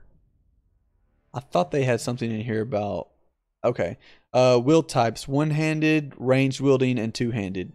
So again, if I'm looking at what a ranger was in Vanguard, I'm looking at a someone who had the ability to charm or tame pets. They had the ability to use ranged weapons, and then they also had the ability to forage, and they would collect items to make arrows. So again, you had a lot of opportunities here to do a lot of what people want to do and what people don't want to do. Like you said, some people don't like pets at all. Some people don't want a ranged ranger. Some people want a melee ranger. based off what I'm seeing here, I think the Vanguard Ranger had the ability to be either or. They could be melee, they could be ranged. Let me go back up here. So if you scroll down through here, you'll see a combination of both melee strikes, so dealing melee damage. You'll see a combination of that, but you'll also see a combination of range attacks. So a very accurate shot that deals 400. So you'll see a combination of both melee and ranged in this, Vanguard Ranger. So I think that that's very interesting to me because, again, this is Brad's creation. This is a very, this is the closest example to Pantheon that I can think of. And then on the flip side of that, if I was to go back and look at, the old school.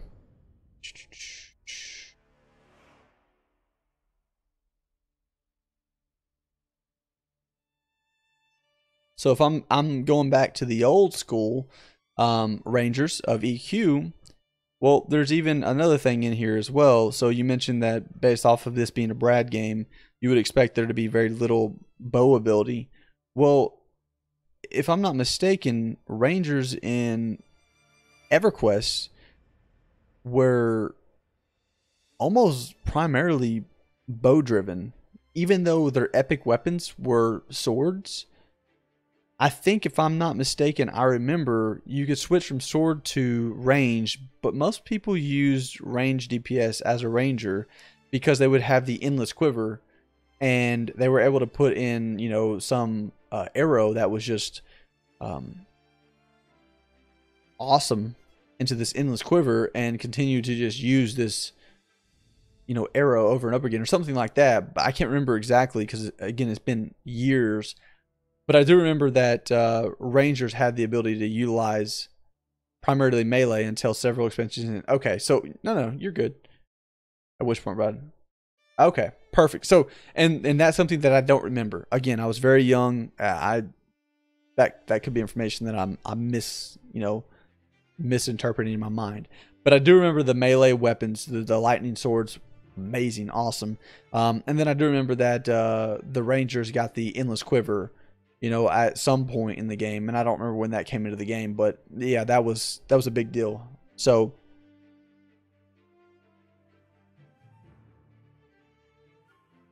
yeah, there wasn't a lot of, people didn't play him a lot when it came to EQ. There was not a lot of Rangers. That's why when I saw the swords for the first time, the epic swords, I was blown away because there wasn't a lot of Rangers in the game. And somebody came running by with those swords, and I was like, "Holy crap, what is that?" So I, of course, I had to go bug them just like everybody else in the server.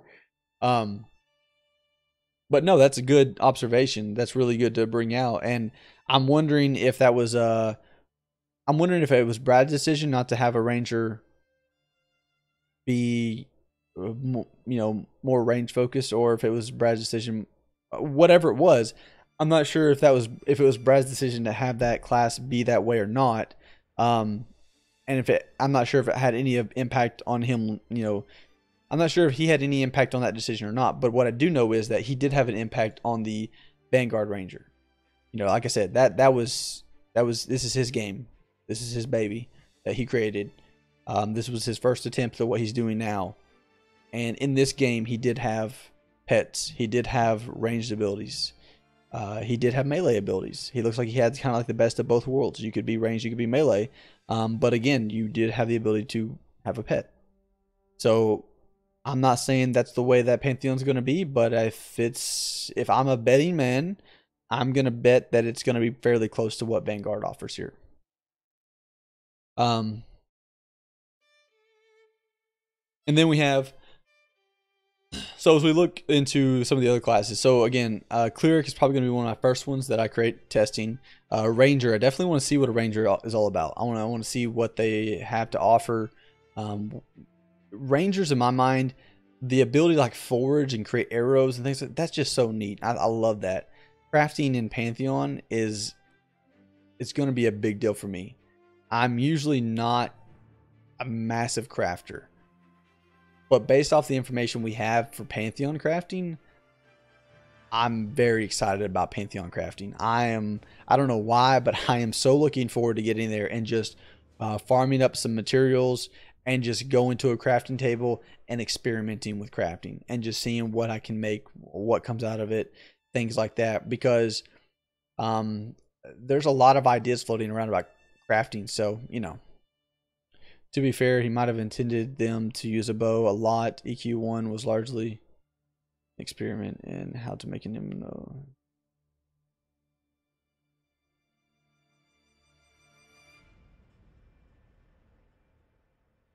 That's true.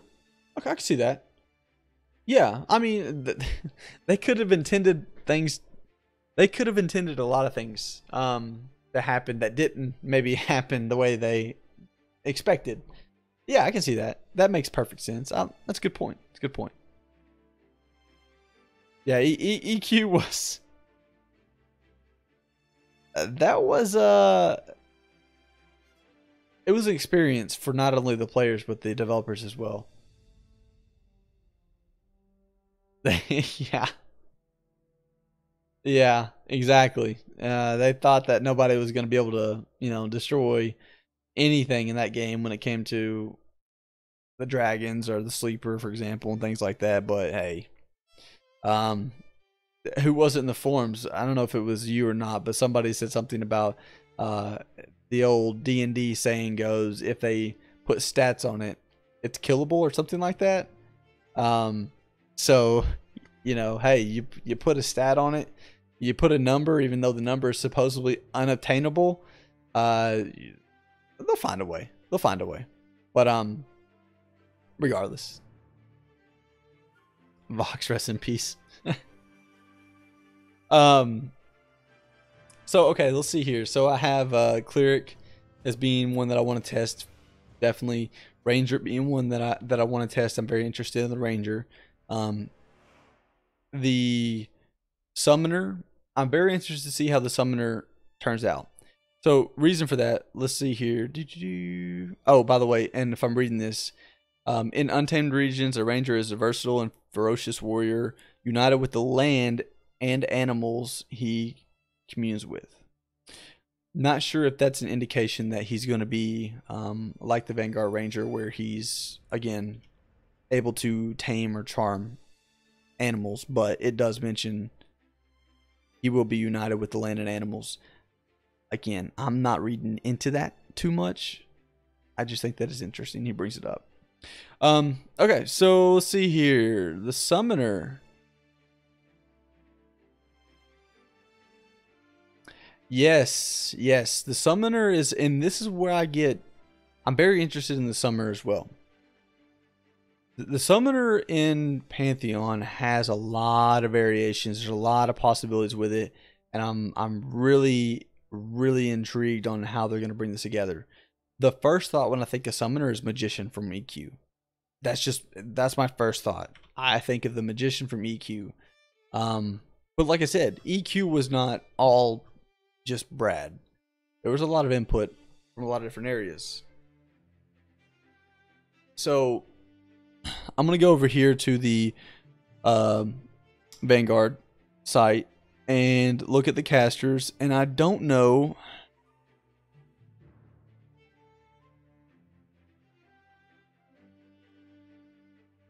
I don't think there's an actual. No.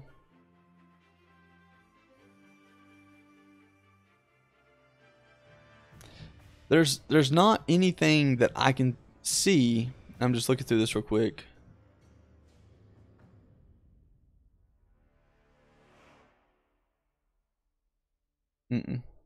Nope. There's not anything that I can see in this Vanguard, you know, descriptions that. Hold on. That makes me think of a summoner in Pantheon. There's nothing that really, in my mind, compares to the summoner. So I'm not sure. I don't really have a lot to go off here in Vanguard. And then when I go to EQ, I had the magician, but the magician was so I don't say unique, but I don't. It's tough for me to think that you would have a class exactly like they did with the magician. It's just their pets, the way they utilized them, the ability to summon like water and food for the group and things like that. I don't know. I just don't know how that's gonna work. Yeah, I mean they relied on their pets so heavily. Um, but again, reading this short description, the summoner has developed a powerful arcane command to conjure substance, tools, barricades, weaponry, even fantastic creatures of incredible strength. Again, magician. That definition right there. Magician, magician, magician. Like that's what I think of. But I just don't know how they're gonna bring back a magician from EQ into a game like Pantheon because, um,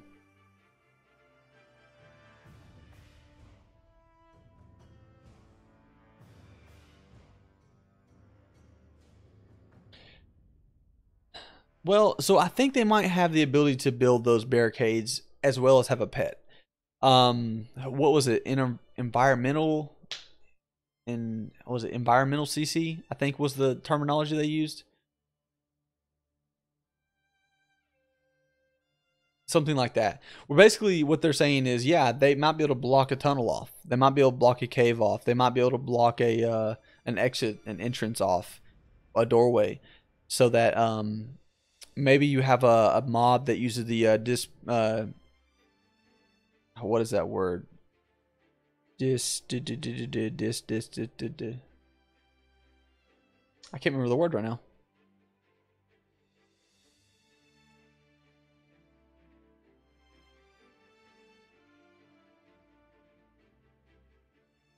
Disposition. So maybe they're sorry it takes so long to think of, but maybe they're using a they have a mob that has a disposition system or disposition where it triggers the alarmist disposition. So again, we've seen that in a few streams where they've aggroed a mob and instead of it coming to the group, it ran to grab more mobs.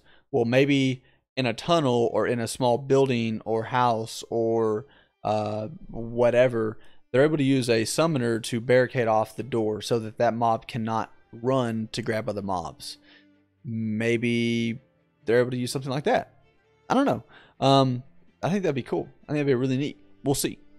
Then you have again pets. I think pets are going to be a thing in Pantheon. I really do. I'm seeing here fantastic creatures of incredible strength. Magician pets. I'm thinking of rangers with the Vanguard pets or Vanguard Rangers with pets. I don't know. I think pets are going to be a real thing. We've already got shaman with the wolf pet. So I think that a lot of people like pets. We've seen the wizard with the familiar, which is a type of pet, I guess you could say. And then you have the shaman pet.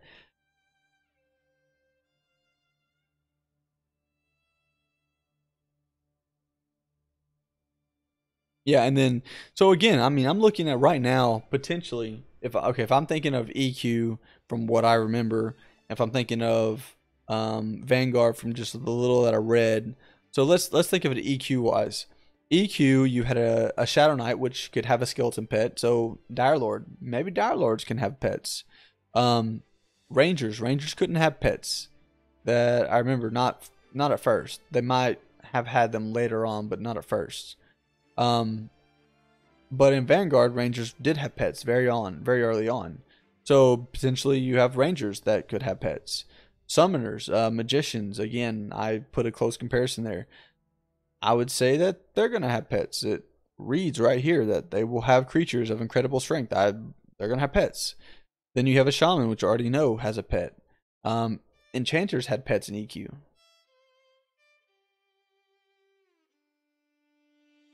Mage pets will count much more with this. Oh, genocide. That's good. I didn't think about that. Yeah, because if you if you have the magician pets of old, where you have the earth, the fire, the water, the air pets of old EQ, potentially some of those pets can't be utilized in certain areas, in certain environments. You might not be able to summon a fire pet in the freezing cold. He might not be effective. He might not even be summonable at that point in time. He just might freeze up and be unusable. You might not be able to summon a water pet. You might not be able to summon anything but maybe like ground and air in freezing temperatures. Different for other. I don't know. Maybe there's certain. I know they said that certain parts of the atmosphere, you might not be able to breathe air in or something like that. So, or they might not have I don't know. They might not have the ability to speak. So they have to use spells that are only cast through hand motions. I don't know if y'all have read that, but that was something as well that I read when I first started looking at Pantheon, where maybe there's an area of silence, like an aura of silence, where they can't speak. So verbal spells that are speaking, they can't say them verbally, so they can't cast verbal spells. They have to use spells that require hand gestures to cast, or something like that. Maybe that's not on the table, but yeah. If you summon a water pet in freezing temperatures, does it become an ice pet? Does your ice pet have additional abilities? Damage? I don't. That's good questions. I like that. I just realized some of these classes' symbols are the exact same they were in EQ1. Yeah, they are.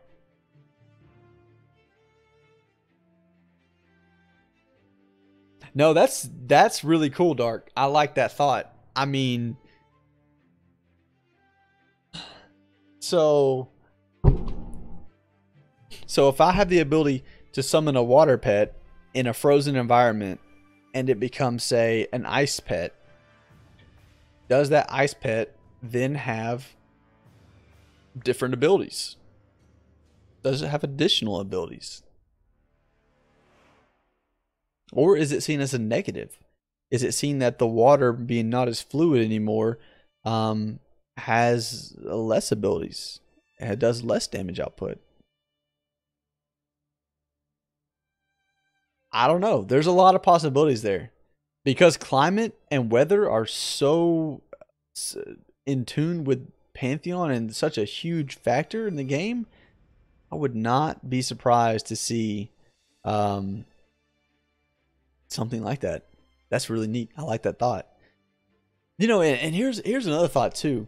You talk about these. Let's just summoner pets, for example. Let's think about this. Because they've mentioned this multiple times. They've been very open about this. They want to create a world where finding abilities, finding spells, is not just run to a trainer and train them. It's not just let me go buy this over at the city, and then once I hit this level, I can level up, I can train this. They want to make it where some of these are hidden in depths of caves, in the middle of a volcano, in the depths of an ocean, maybe in the clouds. Maybe there's a spot where you're closest to the clouds in the game. Maybe there's a wind tunnel in which you need to find some little homeless hobbit living in a wind tunnel who has the ability to teach you how to summon an air elemental. I don't know, but I'm just saying, potentially, you as a summoner, let's say you're a summoner, you as a summoner could go and you have to find your pets in different areas of the world. And let's say that you didn't take the time to find your pets. Let's say that, again, it's not a given to you that you have all your different types of creatures that you can summon. Let's say you didn't go to that volcano and you didn't get that fire elemental. Assuming that that's one of the creatures you can summon. So again, maybe you go to a different environment. Maybe you go to a scorching environment and you try to pull out a water elemental, but oh, hey, guess what? Water evaporates when it hits fire, so or in the environment, so you can't summon it. Maybe you try to pull an earth elemental out, but the environment's so hot that it just it basically crumbles the earth element. It hardens up, becomes unusable. Maybe you pull out the air elemental, but his abilities are stifled. Maybe his abilities aren't as effective in that environment. Maybe the only elemental that's effective in that environment is a fire elemental. So now you've got to get out of that dungeon, out of that raid, out of that zone. You've got to go find that volcano, and you've got to explore that volcano to find that spell to get that fire elemental, and then go back, and then you can do the raid at max strength. The find your spells mechanic is really cool in my opinion. Absolutely. I love it. I think that's one of the most exciting parts for me. I cannot wait to just have to go explore to find stuff. I hate having to go back to the trainer and or the whoever in a city to learn my spells. Now there's gonna be some that you have to do. I get it. Not a big deal, whatever. But I hate the fact that I might have to go buy like 12 spells from one vendor and just sit there and wait for myself to get level, and then once I hit level, from there be able to use them. No. I want to have fun. I want to actually go find them. I want to make it an adventure. Like if I'm a summoner and I pull a fire elemental out, I want everybody to know that I had to go to the depths of hell to learn this spell, and maybe quite literally to learn the spell. And now that I have it, I'm maybe unique in that aspect. Okay, yeah, a few years down the road, everybody's got one. Cool. But maybe for the first year, there's very few people that have all 4 pets on the server. You might be, or all 4 creatures you can summon. If there's 4, let's just assume there's 4. Maybe you have an ability that you go and get as a cleric that's unique, and it's hard to get, hard to find. It's one of those rare spawns, rare opportunities, and you just stumbled across it. Maybe as a cleric, that puts you ahead of every other cleric in the server, because now you're seen as a commodity. Like, you are the cleric to pull into a group. They want you in every raid. They want you in every group. You're not even in the guild, and they're, hey man, can you come help us out? Because we need your ability. We need what you have. What you found. I don't know. Again, that's just, I love the idea. I really do.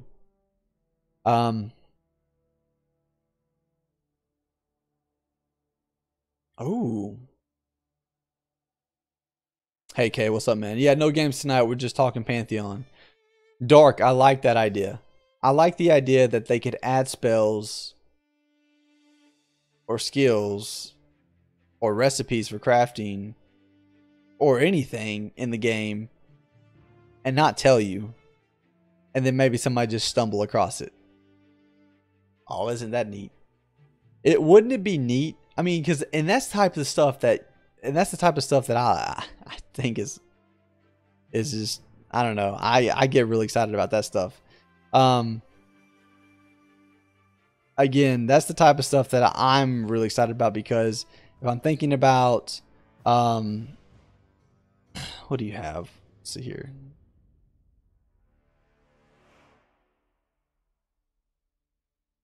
So if I'm thinking about just all the different things that we have that we can do and get into in the game, if I'm thinking about all those, thinking about running through a zone or dungeon for the 100th time and just, oh man, it's this again. And then all of a sudden something drops that I've never seen before. Something drops that no one's ever seen before. I'm like, whoa, what is that? And then I start reading into it, and I get this item, this spell, this whatever that no one's ever seen before, and I'm like, oh, holy crap, this is really, really good. This is, look at this. And everyone's in awe. Where'd you get that? How'd you get that? What is that? What dropped it? The conversation starts up now. I mean, and it could be that it could be in a lower tier dungeon, to where it's again, it's one of those things where you have somebody at like level 20 that finds a spell and you need that spell to then build upon up until you get max level, and at max level that spell allows you to do XYZ. But maybe because nobody explored this particular dungeon at level 20 really all that well, no one ever found it. And then all of a sudden, hey, somebody stumbles across it. And we're a year into the game. There's multiple level 60s out there. There's multiple people, and they're doing, you know, all this different stuff. But maybe nobody stumbled across it because they didn't have the right perception system. Maybe no one stumbled across it because they didn't have the right race. Their race couldn't figure out, or couldn't, I guess you could say, read the signs, read the whatever on the wall, and they couldn't figure out what they needed to do. But maybe because you're a certain race, you're a certain class, your perception skill is at a certain level, that you're able to now interpret what that information says or gather it so that you can use it. I don't know. I mean, I just think that there's so many possibilities with the perception system, with the weather and climate system, with the disposition system, where like character, or you know, mobs and creatures are going to have their own basically patterns and rules that they live by and work by. All this stuff is just, it's going to come together and it's going to mesh and create a lively game. It's going to kind of bring that game to life in my mind. And then on top of that, you're throwing in mystery. And I think that's one thing that in a lot of games nowadays, it's overlooked. They're like, oh, people don't want to have to go search for that. You know, I have it in the mind of a developer nowadays. It almost feels like the developer in their mind says, I have to tell people it's out there. They're never going to go look. And that's sad. It's sad that you don't have a game that people are just actively exploring and looking and just trying to find stuff, and just like, oh, there's you know, hey, let's go run around here because maybe it's not that we will find something, but maybe it's interesting, it's intriguing. The only fear is that some of the announced systems have to get scaled back for whatever reason. They all sound amazing. I don't want to lose any of it. Yeah, absolutely. I do have some fears that some of them are already probably looking to get scaled back a little bit. So, okay, we'll bring this one up.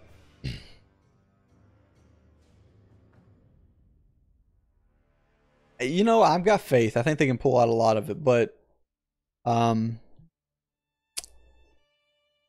colored mana, for example. Colored mana is seen in the Pantheon difference as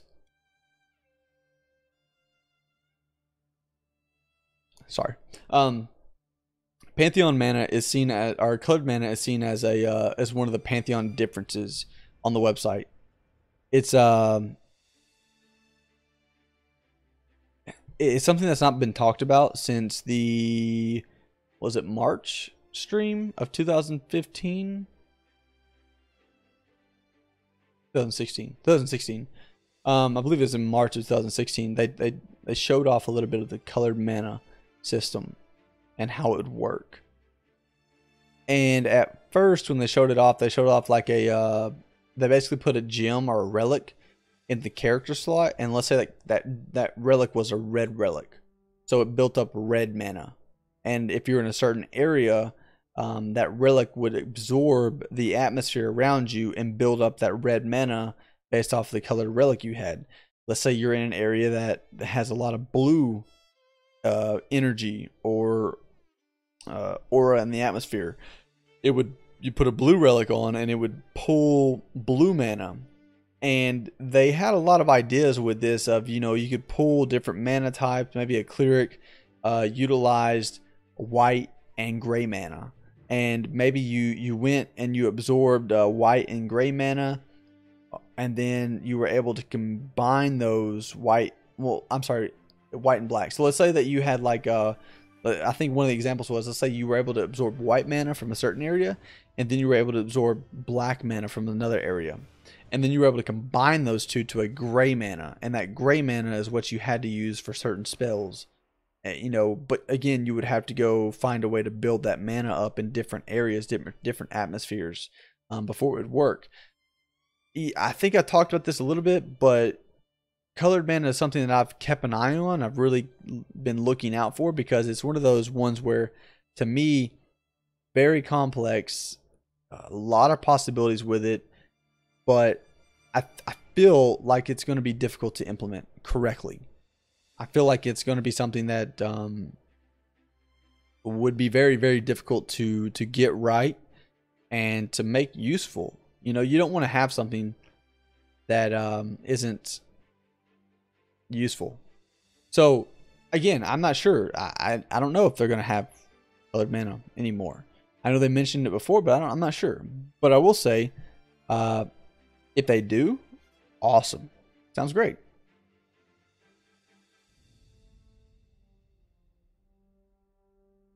That's the same feeling I get, Dark.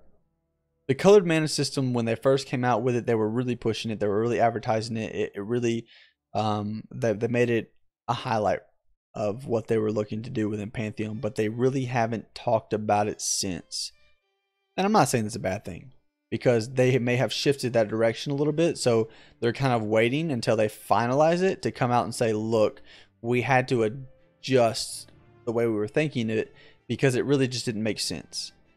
And, you know, and if they've been testing it and it's not been fun, it's not been enjoyable, it's been just kind of a headache and it's not really worked well, then sure, put it off to the side and let's maybe revisit it later down the road and see if something like that would be worthwhile looking into. But like you said, there are definitely going to be some things, and I, without a doubt in my mind, know this, they try to implement and they just don't work. They just don't function with the game the way that they want to. Is it a bad thing? In my mind, no. Am I sad about it? Absolutely.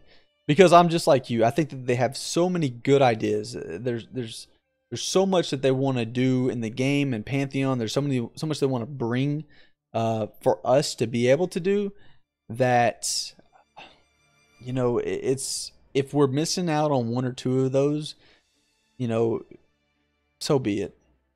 Maybe we'll still have the game that we all want, and maybe a little ways down the road, and I'm talking myself out of breath, and I apologize, and it's causing me to yawn. Price of progress, yeah. Well, you know, again, maybe they just they're gonna shoot for the moon, and as they get closer to the stars, maybe they have to reel it in a little bit. I don't know, but again, it's just they've mentioned a lot of really neat concepts, really neat ideas. Let me see if I can pull this up real quick. Pantheon difference. All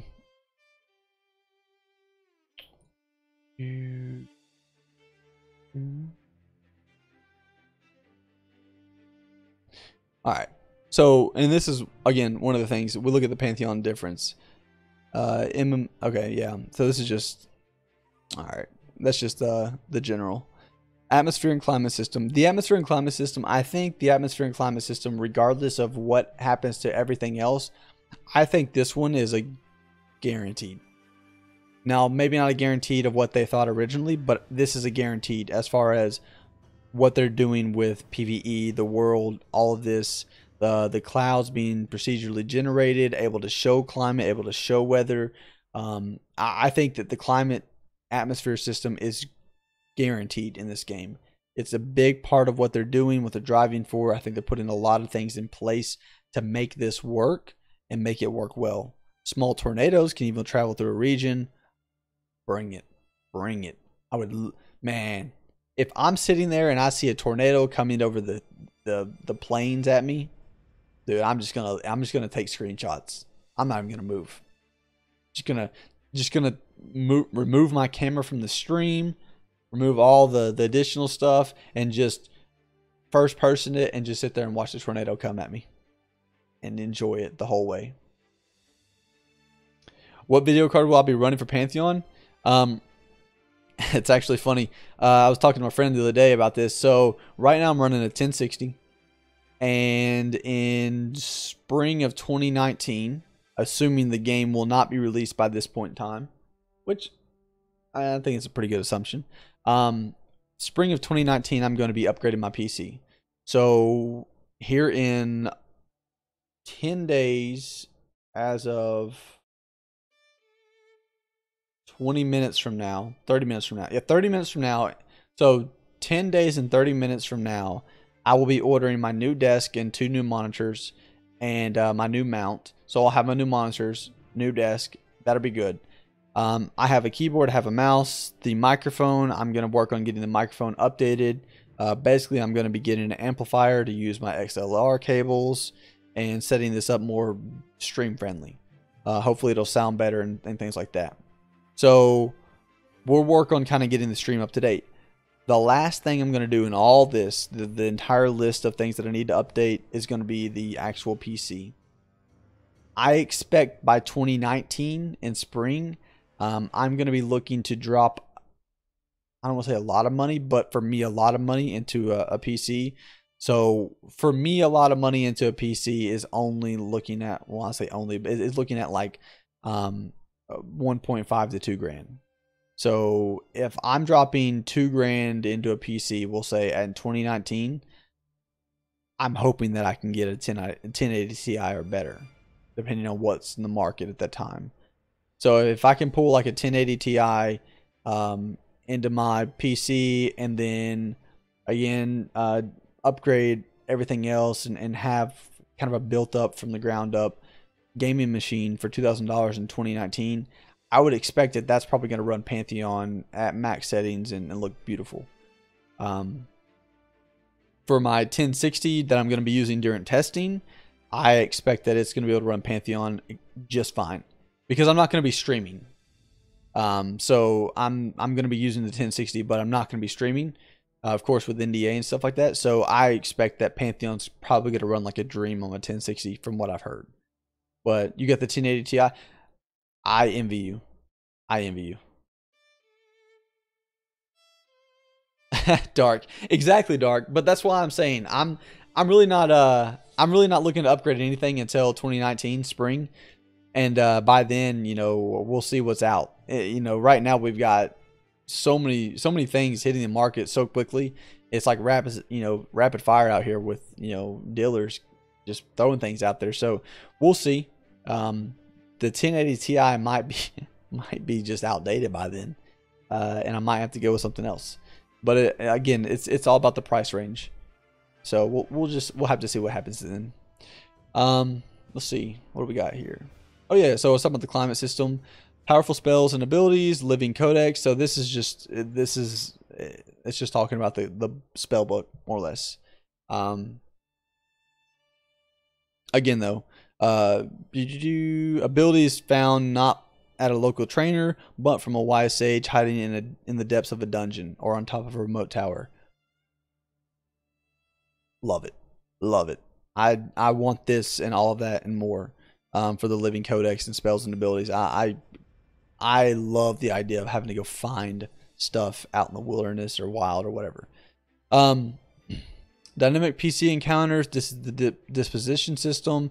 Again, really cool. They give an example here of, you know, after you kill some key mobs guarding a hill giant camp, it triggers a zone that loads up and invading. Yep.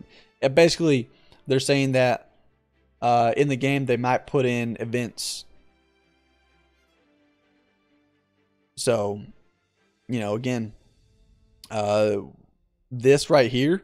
Really excited to see how the event system in Pantheon comes together.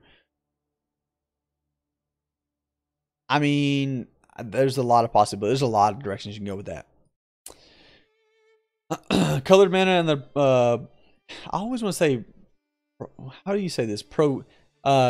Kilson says Progeny system. I say Progeny. Wait, Progeny.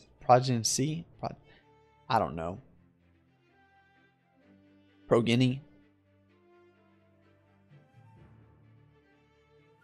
Progeny. Progeny. So, anyways, the progeny system. That's what I'm gonna call it. Maybe I'm saying it right. Maybe I'm saying it wrong. Thanks, Dark, for that. So colored mana and progeny system are my picks for the most likely to get the axe. Well, let's go down here a little bit. We're actually right about there. So we have the event system, the dynamic encounters, and then we have the disposition and behavior system, which I think are they kind of all going together there. And then just like you said, colored mana and progeny system. So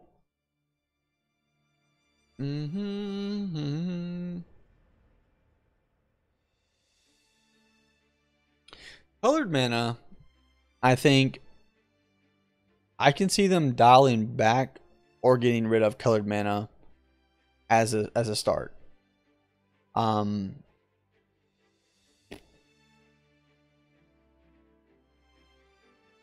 I hate to say it, man. I love the idea of the colored mana system. But yeah, I don't have a lot of faith in it right now. I don't have a lot of expectations with it. It's just they've been silent about it for so long after they were so open about it and vocal when they first started, showing the game and the progress and things that are happening and going on.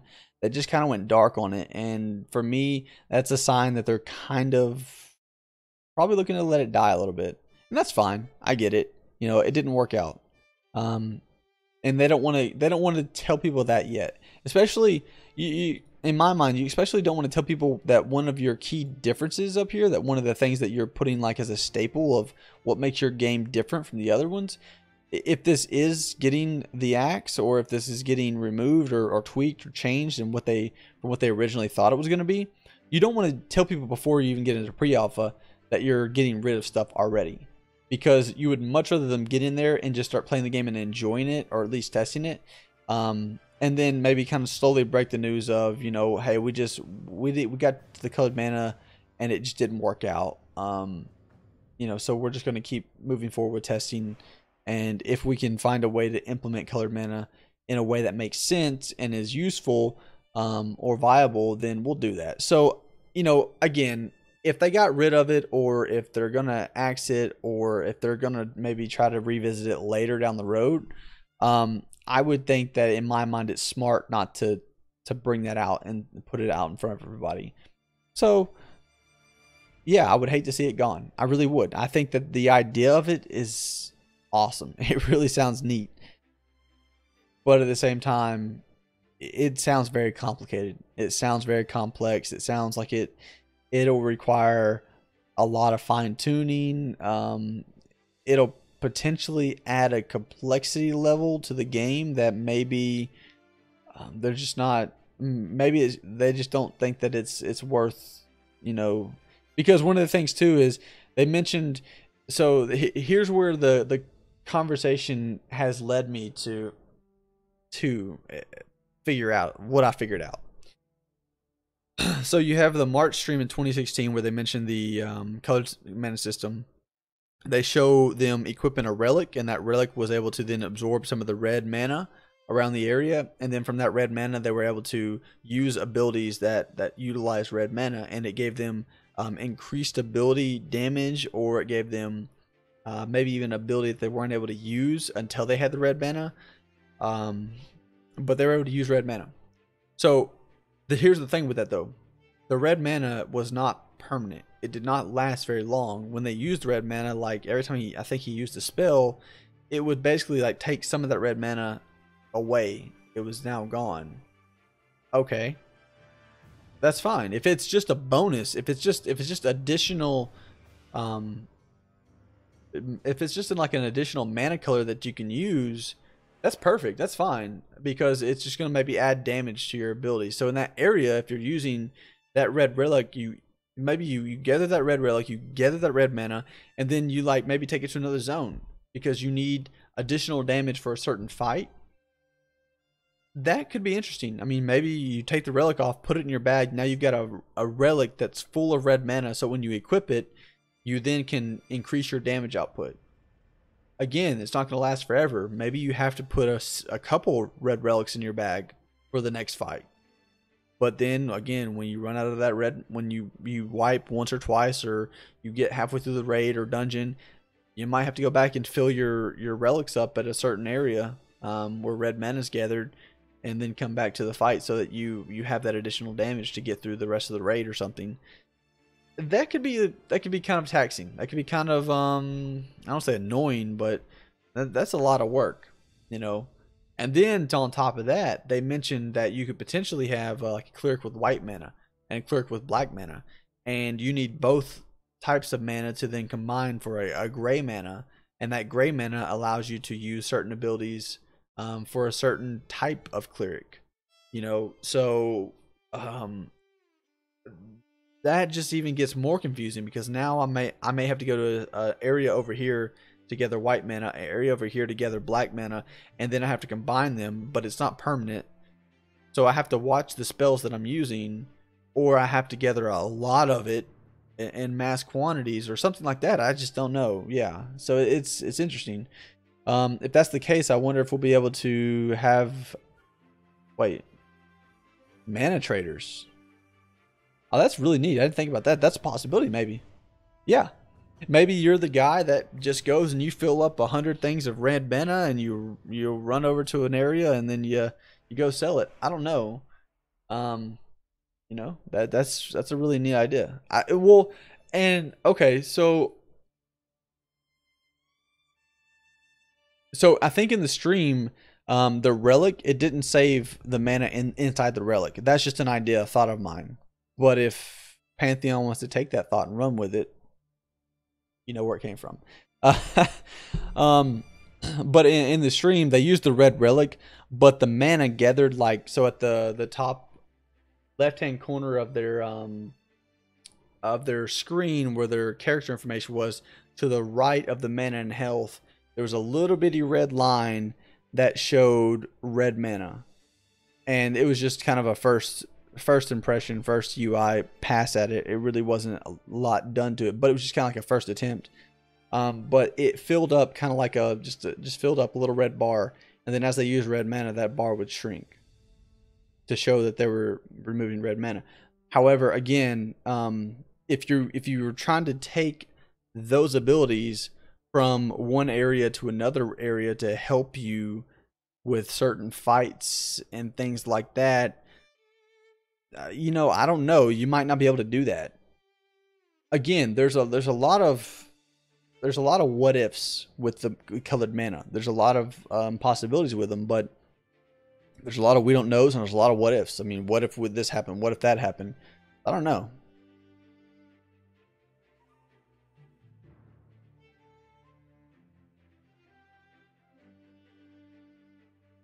Maybe you can drink something to change the mana color to help you. Well, and that's the one thing too. I think at one point they talked about, let me see if it's here.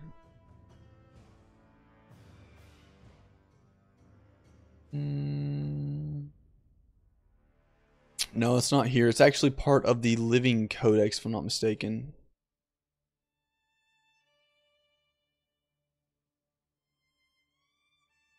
Yeah. So, as part of the Living Codex, you have, you know, the 3 different, what are they called? Sections, paths, abilities? Oh, Prime Scrolls. Prime Scrolls, 3 empty sections. Okay, sections is what they're called. So genocide. That's kind of like what they're doing with the Living Codex. So basically, what they're doing is you get a Prime Scroll, and I'm guessing Prime Scroll being like an epic ability, spell, whatever it is.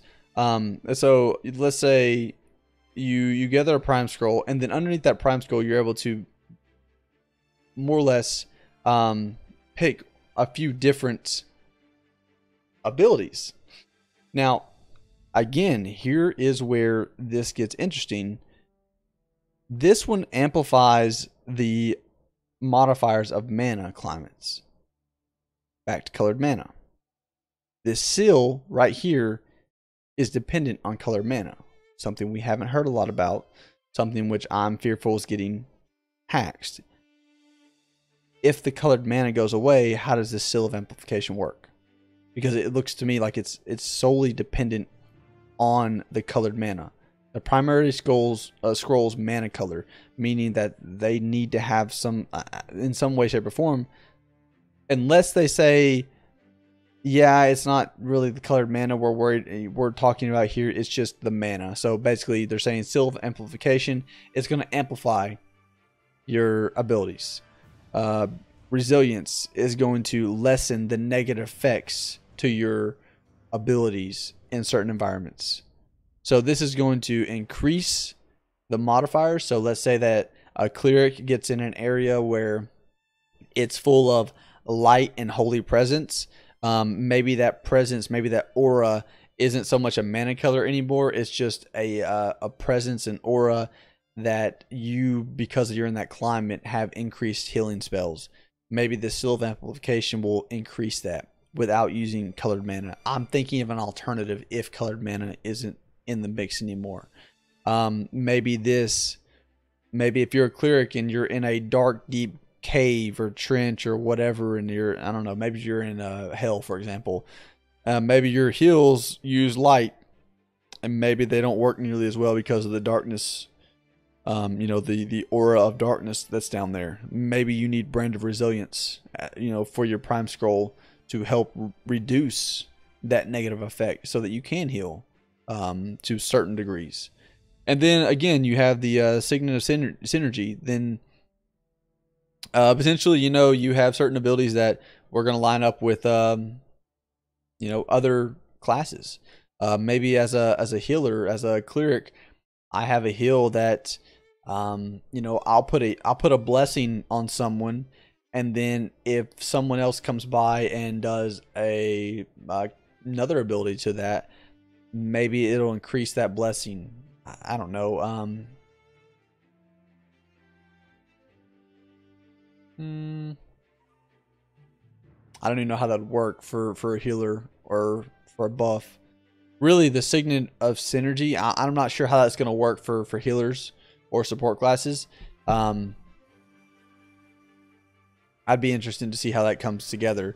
For DPS, it makes sense. Okay, yeah, I have one DPS class that does a ability like they, let's say they use a gouge or something like that slows or weakens the opponent. And then I have another, because they're weakened now, because they're slowed, because, of something that someone else did, some other class did, I now have the ability to use this ability. Or the Signet of Synergy, maybe I have to use like three of these abilities before I can use this ability. A monk, for example, maybe I have to use a front punch, a front punch, a round kick, and a spinning kick before I can use a flying kick. Something like that. You might have to use that Signet of Synergy to activate the ability to use a flying kick. Maybe you have the ability to use, I don't know, say an uppercut, and you have to use 3 jabs before you can, swing an uppercut.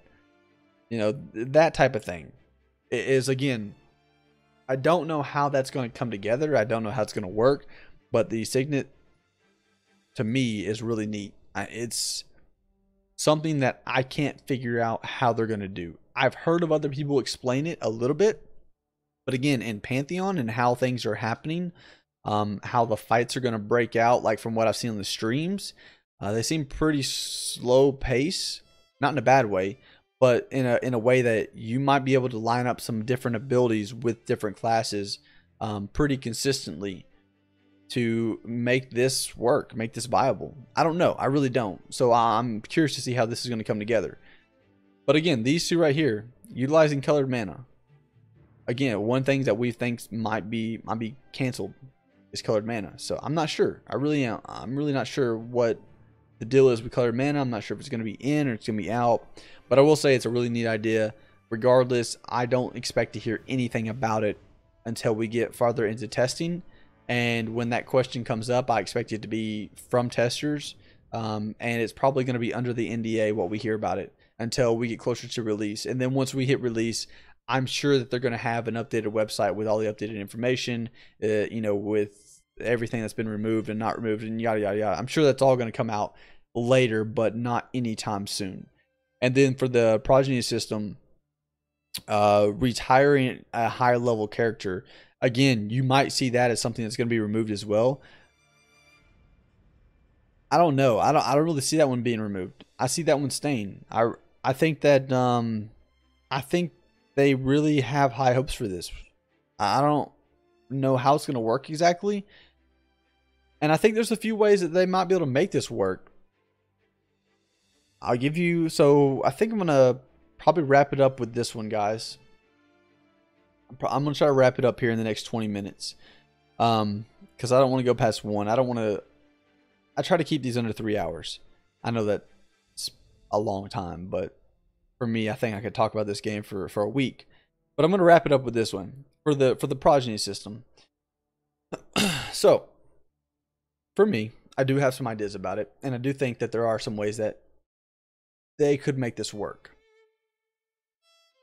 We have, right now, we've heard a few different possibilities. So if we have a high level character, let's say I'm a level, what was it? I think they're going to 50 in this game. I always want to say 60, but I think it's 50. So let's say I have a level 50 cleric, and I have the ability to use the Progeny system to retire my character and then create a new character and start over. So I'm not sure how this is going to work, but I do have some high hopes for it, because for me, again,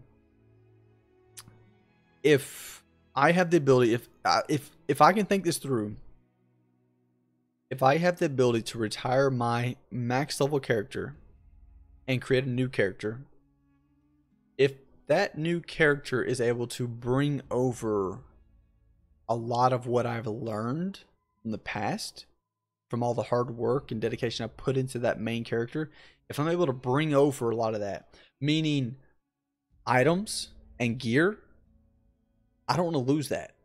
That's a huge thing for me. And I think that'll be a really, that'll be a tough decision for me to make. If the Progeny system requires that I don't get to keep all of my items that I've worked so hard to get, and it doesn't allow me to retain those, that's going to be tough. I don't know if I'd ever do it. But if I'm able to, basically, if I'm able to retire that character so that my older character dies, and then I pass down all my gears and possessions to my younger, not character, but basically it's like a child character. So it's almost like a father passing away, and he's able to pass all his possessions to his child, and his child is able to take those, and from an earlier age, because they have more gear, because they have more, because they've learned from their father or their elder a lot of the, I guess you could say, different little things that you learn over time. Like, they've just basically been able to learn from experience without having to experience it. You know, that first character, you had to go through and experience it all to learn it. Well, once you've experienced it, you can basically say, hey, you don't need to do this. I've already made that mistake. So let me have that family tree. See, I never played Star Wars, so potentially. But yeah, maybe you can pass those items down and those skill sets down to that child character. That might be, you know, interesting. Now they did mention that they might have certain abilities or stats or something that are a little bit better. Another thing that's been brought up a few times. Well, does that mean I'm gonna have to do that to be the best, to be, you know, that maximum potential for my character? Do I have to use the Progeny system? I mean, it kind of sounds like that. It really does. And in a way, it sounds like that. You might have to use it. So, for me, I think in my mind, this is where my mind goes with this. You have the possessions. If I can pass down all my stuff, I can pass down all my skills, and then I can teach my child character those skills. We'll have to go and relearn them all again. But then they can increase on those skills. They can build actually on top of those a little bit. to make them, as they've mentioned here in the Progeny system, to make them a little bit better, then that's doable in my mind. But I would really like to see the Progeny system used for something completely different as well. So this is where we take a little shift in the sacred mentality here. I hate expansions that come in and ruin everything about the game that we've known up until that point, and basically create a whole nother game just kind of on top of what they have. For example, WoW. When you got into WoW, there was 2 major continents.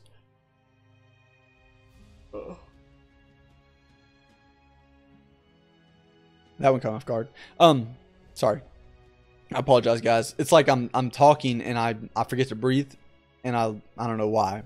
I am getting tired, but regardless. So in WoW you had So in WoW you had the 2 main continents, and there was so much content. There was so much to do. There was just it was really a fun time. And it took forever to get from, like, if you went from one end of the continent to the other, it took forever to run that distance. Now, of course, you could use flight paths and stuff like that to major cities and stuff, but in the most part, it took forever to get around. It was awesome. I loved it. Coffee, yeah, for sure. But they took so when they released the first expansion, the Burning Crusades. When TBC came out, they basically just removed the first 2 continents of the game. They removed all the dungeons, all the gear. It was worthless. It was pointless. Not only did they remove it, but the flight. Yeah, no, you could get on a flight path. You could literally just go get something to eat, because it was going to take you that long. It was going to be forever, and I love that about the game. I really did. That was one of the most enjoyable things about the game, was how long it took to get around places. You had to. It was an adventure. That was fun.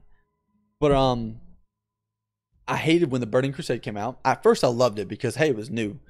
But after it was all said and done, I realized what had really truly happened, and I hated it. I couldn't believe what they actually did, and they took away the entire game that I had grown to love for the first 2 years, and then they created. They created a whole new game and just kind of threw it in there, and they slid that new game in on top of the old game that I loved, and now I'm playing a completely different game. Because let's think about this: with Burning Crusade, they brought in flying mounts. They brought in, which completely changed the game altogether, and I think it, in my opinion, destroyed the game. They took out world PvP again. Terrible. Every single piece of raid gear that you had gathered from the previous 2 years of work, it was worthless. You got into Burning Crusade, and within the first 2 levels, you have replaced your top tier raiding gear, because it was worthless now. It was just like. And then money. Let's not even talk about money, because money was a big thing. It took so long to gather and farm money in early WoW. Loved that. I loved when a gold was something, not just nothing, was something. If you had 100 gold, I mean, you were rich in early WoW. That was you were talking big money. If you had 1,000 gold, oh God. You serious? Man, you living the dream. And then Burning Crusade came, and instead of mobs dropping, like, the best mobs in the game might have dropped almost 1 gold, if 1 gold. We sound like old men. Dude, we are. But the early mobs dropped like 1 gold a piece at most, and it was during Molten Core days.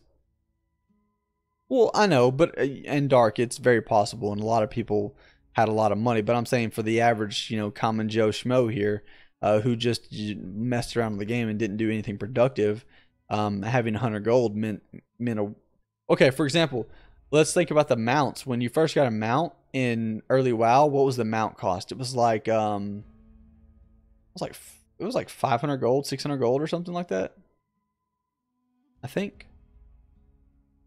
I can't remember how much it was. It seems like it wasn't that much though. It was a couple hundred gold if I'm not mistaken for the top tier mount in you know, early WoW, vanilla WoW.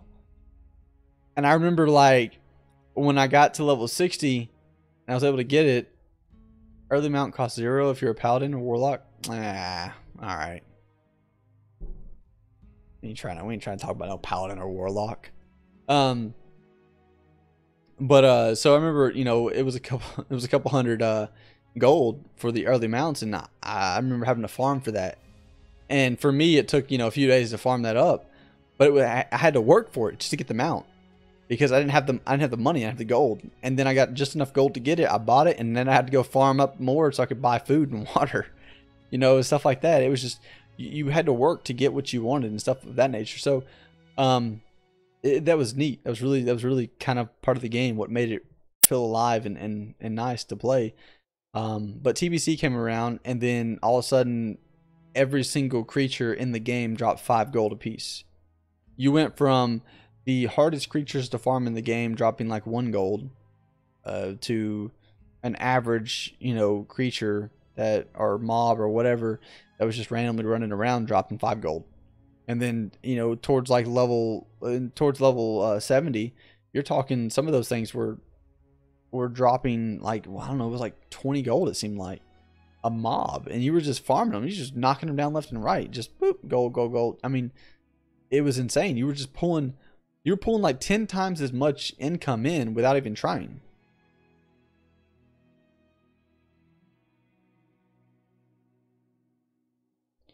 Daily quest, absolutely, yeah. So you had daily quest. Okay, so you got rid of world PvP. You got rid of the fact that you had to run and take time to get place to place because you had flying mounts introduced. World PvP was canned because they introduced arena, if I'm not mistaken, during that time frame.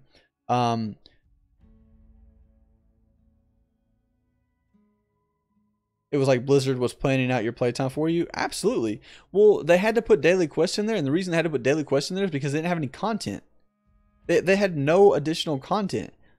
Like, I think if you look at the amount of raids and dungeons that they had in the first vanilla WoW, it was like, so they had the 40-man Molten Core.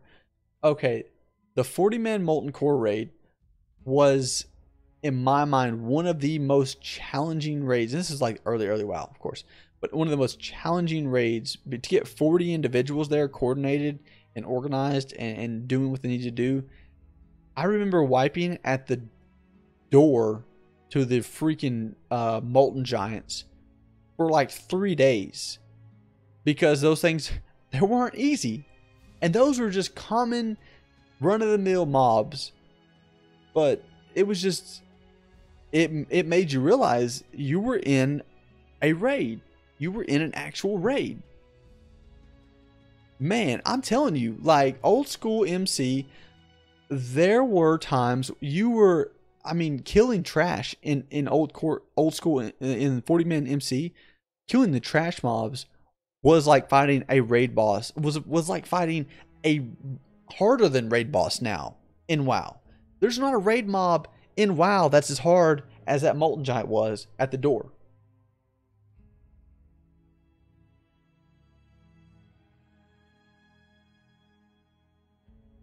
Yeah, and there was that's the thing. There was so many options. There was so much to do in vanilla WoW.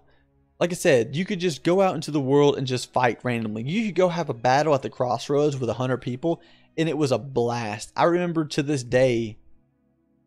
All right, Genocide. Hey, man. I can't thank you enough for the donations. Thanks for coming by, man. I really appreciate it. Yeah, we're about to wrap this up too, but I'm on a rant right now, and I'm having fun with it. So, again, appreciate you stopping by, man. Have a good night.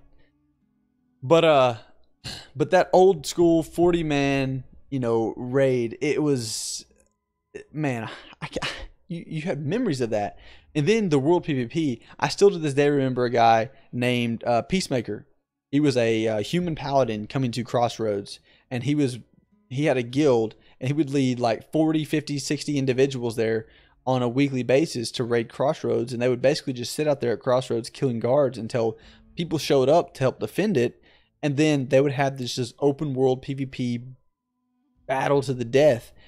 It was awesome. I was like level 15, and I was out there getting slaughtered and having a blast. Just running around, watching the fights, watching things happen, watching this alliance group basically pull up on our little horde camp and just basically stand outside the doors just taunting us. That was awesome. It was so much fun. There was just so much interaction. I got to meet people, know people. I knew that guy's name, and I still know it today. And this is 13 years ago. And again, it's the things like that. That's what made that game great. They took it away.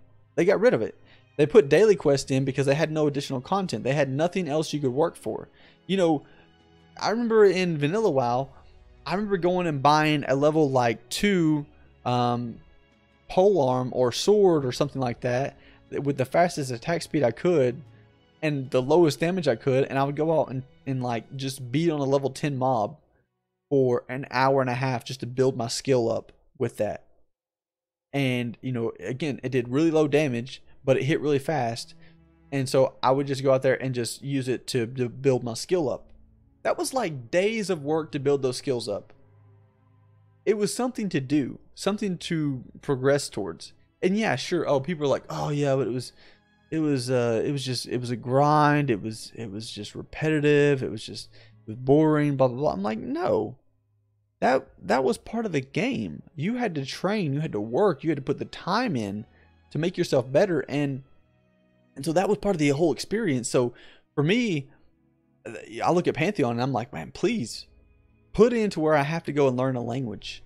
Put it into where I have to go and learn the language of people and figure out like how to do that, so that when I enter a certain area or if I get near a certain camp, I can understand what they're saying. Put in where I have to go build up factions. Put in where I have to go build up skills. Put in where I have to go build up abilities, swimming, running, jumping, like climbing, all these. Put in skills for those. Put in numbers that I have to go work towards getting those capped out. Things like that. That's what I'm looking forward to. That's what I want to do. Things with the achievement system. The achievement system, they basically put the achievement system into WoW because it took out all of that, and they were like, oh, let's put the achievement system in to give people some additional things to do because we just don't have enough content.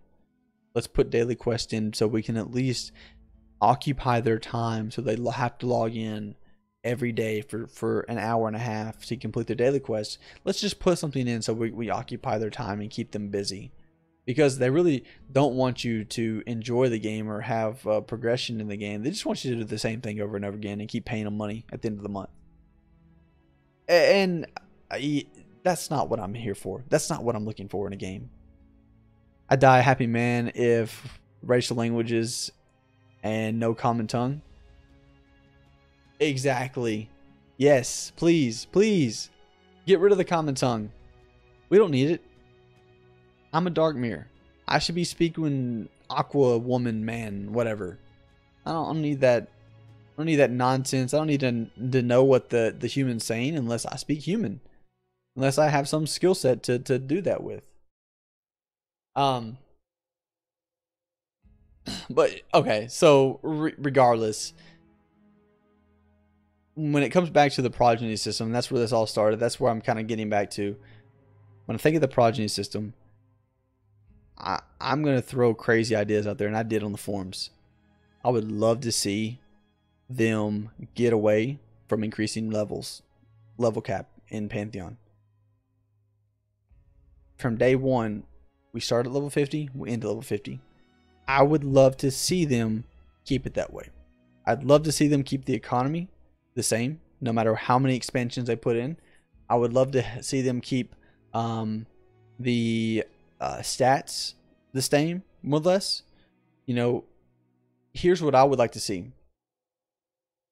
If they come up with a new expansion, a new raid, a new dungeon, a new area, a new terrain, I don't want it to be you have to go level up to explore this terrain. No, no, no, no, no. I want it to be you have to go gather the correct gear to explore this terrain. So if I'm a level 50 paladin, or I'm a level 50 cleric, or I'm a level 50 warrior, I don't have to go to level 60. No, no, no. I want to have to use the progeny system to restart my character and learn a certain maybe skill. Maybe they open up a new terrain, but that terrain is complete darkness, and I have to use the progeny system, and I have to use that. I have to use what I've learned in the past, and maybe a special, I don't know, fire beetle stone or whatever that it wasn't in EQ early days. But maybe I have to use a certain ability, or have to train certain skill sets to increase my eyesight so that I can see in the least bit in the darkness that this new world, this new dungeon, whatever is in. So maybe I have to level back up, but I'm leveling back up, and I'm leveling up different skills as well as I'm leveling up. Or maybe I don't have to use the progeny system. Maybe I can just be level 50 and I can go start at level 1 zones and just kind of work my way up through it. But then maybe my skill cap isn't as high. Okay, here's an example. So maybe I have to use the progeny system because my eyesight skill is maxed out, but I have to go use the progeny system to increase my eyesight by 10 more to see effectively in that new dark zone, something like that. Or I have to increase my frost resistance, and to become better adapted and more immune to the cold, I have to use the progeny system and then train myself from a young age to be more immune and accustomed to the cold. Things like that. There's nothing to do with level cap in there. There's nothing to do with it. I can't stand when they just raise the level cap. That makes me, it drives me crazy. Just add more content onto the current, and keep everything we've got in place, and just let us continue to build upon what we have. Don't take away all the stuff we worked for. Just let us build upon what we have. So yeah, don't increase the level cap. Let us use the progeny system to then go increase some of those skills. And I'm not saying it has to be a huge increase. I'm saying if my eyesight, if I have a sight skill in the game and I need it to be 105 instead of 100, let me use the progeny system to bring it up to 105 so that I can see in pitch black. Maybe it's not a lot, but I can see enough to at least make my way through a pitch black terrain, you know, or something like that. Again, progeny system makes me wonder if there might be a stat decay on the long-lived characters.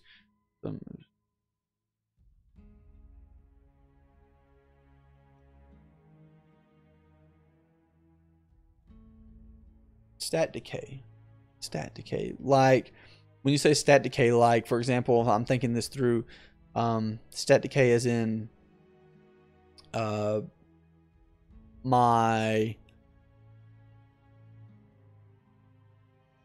trying to think that through. So like stat decay as in my stats actually, like, for example, if I'm at level 100 in running, so I'm at a 100 in running, if I have that character for like a year, maybe it goes down to 95.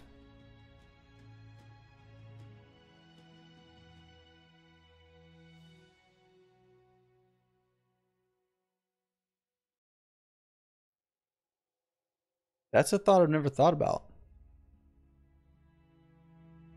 What if they did something like that? What if they instead of making it to where you bump up to 105% eyesight, a sight skill, maybe if they just made it where they bumped everyone down to 95%, and to gain that extra 5% that you needed to max out, you needed to use the progeny system. And so with every expansion, you know, so basically they add new content. So if they, let's say an expansion, so their expansion is adding new content. So let's say they take that new content, they add that new content, and now what they do is instead of you instead of you having to do the progeny system to increase your abilities, you have to do the progeny system to gain your abilities back. Meaning they release the expansion, and upon releasing the expansion, your eyesight drops from 100 to 95. And the only way to increase it from 95 to 100, which 95 is still, you're fine. You can still work with that. You can still play the game. Not a big deal. But to increase that from 95 to 100, you need to use the progeny system to then level back up in the new expansion. And from there, you need to be, that'll allow you to go to 100. Something like that. I mean, that could work even. The whole point, the whole purpose though, is that I don't want to see them add expansions with additional level caps. I think that ruins the game. They're changing stats, like increasing the amount of damage you do. Like if you keep adding on the numbers, it becomes WoW again, where you're just like, you're doing ridiculous, like you'd like 400,000 damage per, frostbolt. Like what? That makes no sense. I don't care about how big that number is. I want it to mean something. If you just throw a bunch of numbers up there randomly on the screen that are just flying around, it doesn't matter how huge they are or how huge they're not. That doesn't make any difference. It's just numbers. So why make them that big? Why do they have to be that big? Just make them simple. Make it meaningful. If I do 13 damage versus 14 damage, I would love to think that 14 damage is noticeable. Instead of if I do 200,000 damage versus 250,000 damage, it's like, not a big deal. Like that again. If you keep adding, you're really not adding anything besides you're just making it look like you're adding something. And you're taking away more of the game than you're adding. So I hope they keep it simple. Hope they keep it clean. And I would like to see what they do. WoW got to the point where they had to scale back all the numbers because it was too ridiculous. Exactly. Absolutely. Hopefully that they take that and they learn from it, because we all saw it in WoW, and we realize it, and we realize it even more and more each day of what the things WoW they did so well for so long. And after a while, we saw what the downfall was. We saw where they were going with it. They were removing more content than they were ever adding with each expansion, and it was becoming ridiculous. The daily quest, the numbers were just insane. The bonuses, all the stats, just through the roof. It was just.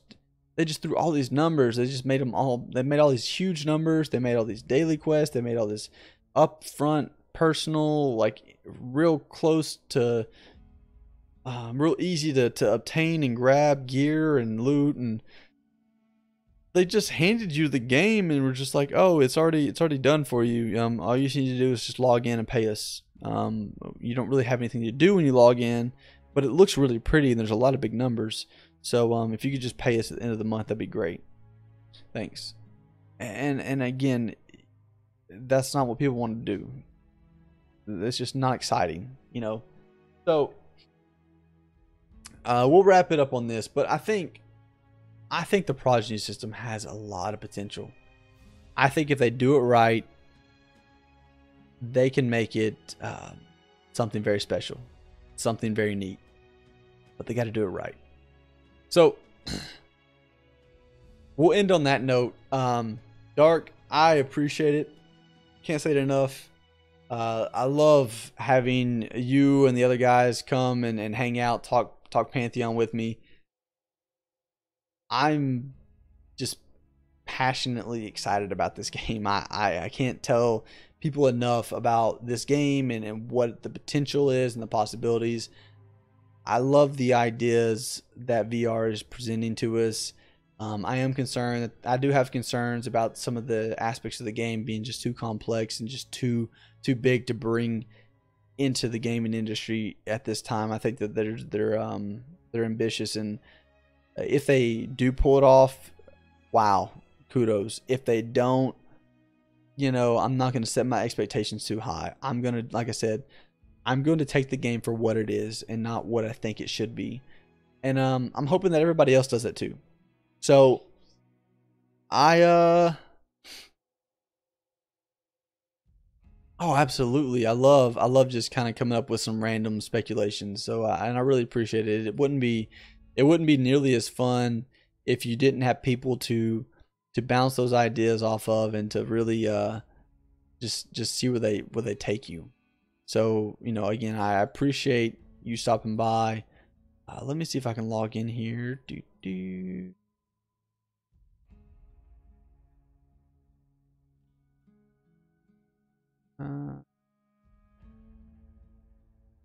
News.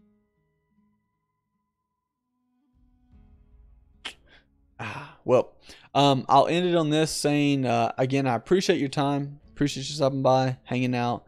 It was a blast. And we'll do this again on Wednesday. Tomorrow, actually, I'm going to talk to the VOT guys, but I'll be doing the VOT stream tomorrow with the guys. I'll be as a guest. And at 4 p.m., they'll be doing a 4 to 5 kind of discussion on some of the technical art and just some other stuff, kind of like tonight, but just a little bit shorter time frame and with some more people. So I'll be doing that with them tomorrow. And then I think the newsletter should be coming out here soon. And someone might be in there that I know. So looking forward to seeing that come out. But we'll see what happens. And like I said, I'm excited about the game. I'm excited about talking to everybody about it for the next few months as we get ready for it. And we'll continue to do the Wednesday streams as long as we can. As long as NDAs and things like that don't get in the way, then we'll continue to do this and just have a good time with it. And then once Pantheon's released, you know, I plan on doing just Pantheon streams nonstop. As much as my wife and family will allow me to play Pantheon and stream it, that's what I'll be doing. I'm also helping out with the Pantheon Crafters website, so I'll be looking to, during testing, gather some information and document some things on you know, crafting in Pantheon and how that all comes together and stuff like that. So you know, we'll continue to have conversations like this. I'm very invested and very involved in the community and things that are going on within Pantheon. So I'm very excited about being able to share some of those ideas and thoughts and being able to talk through some of the things that I see going on and that I'm thinking in my head as well. So again, thank you for stopping by, man. Really appreciate it. Have a good night, and we'll catch you next time. Later.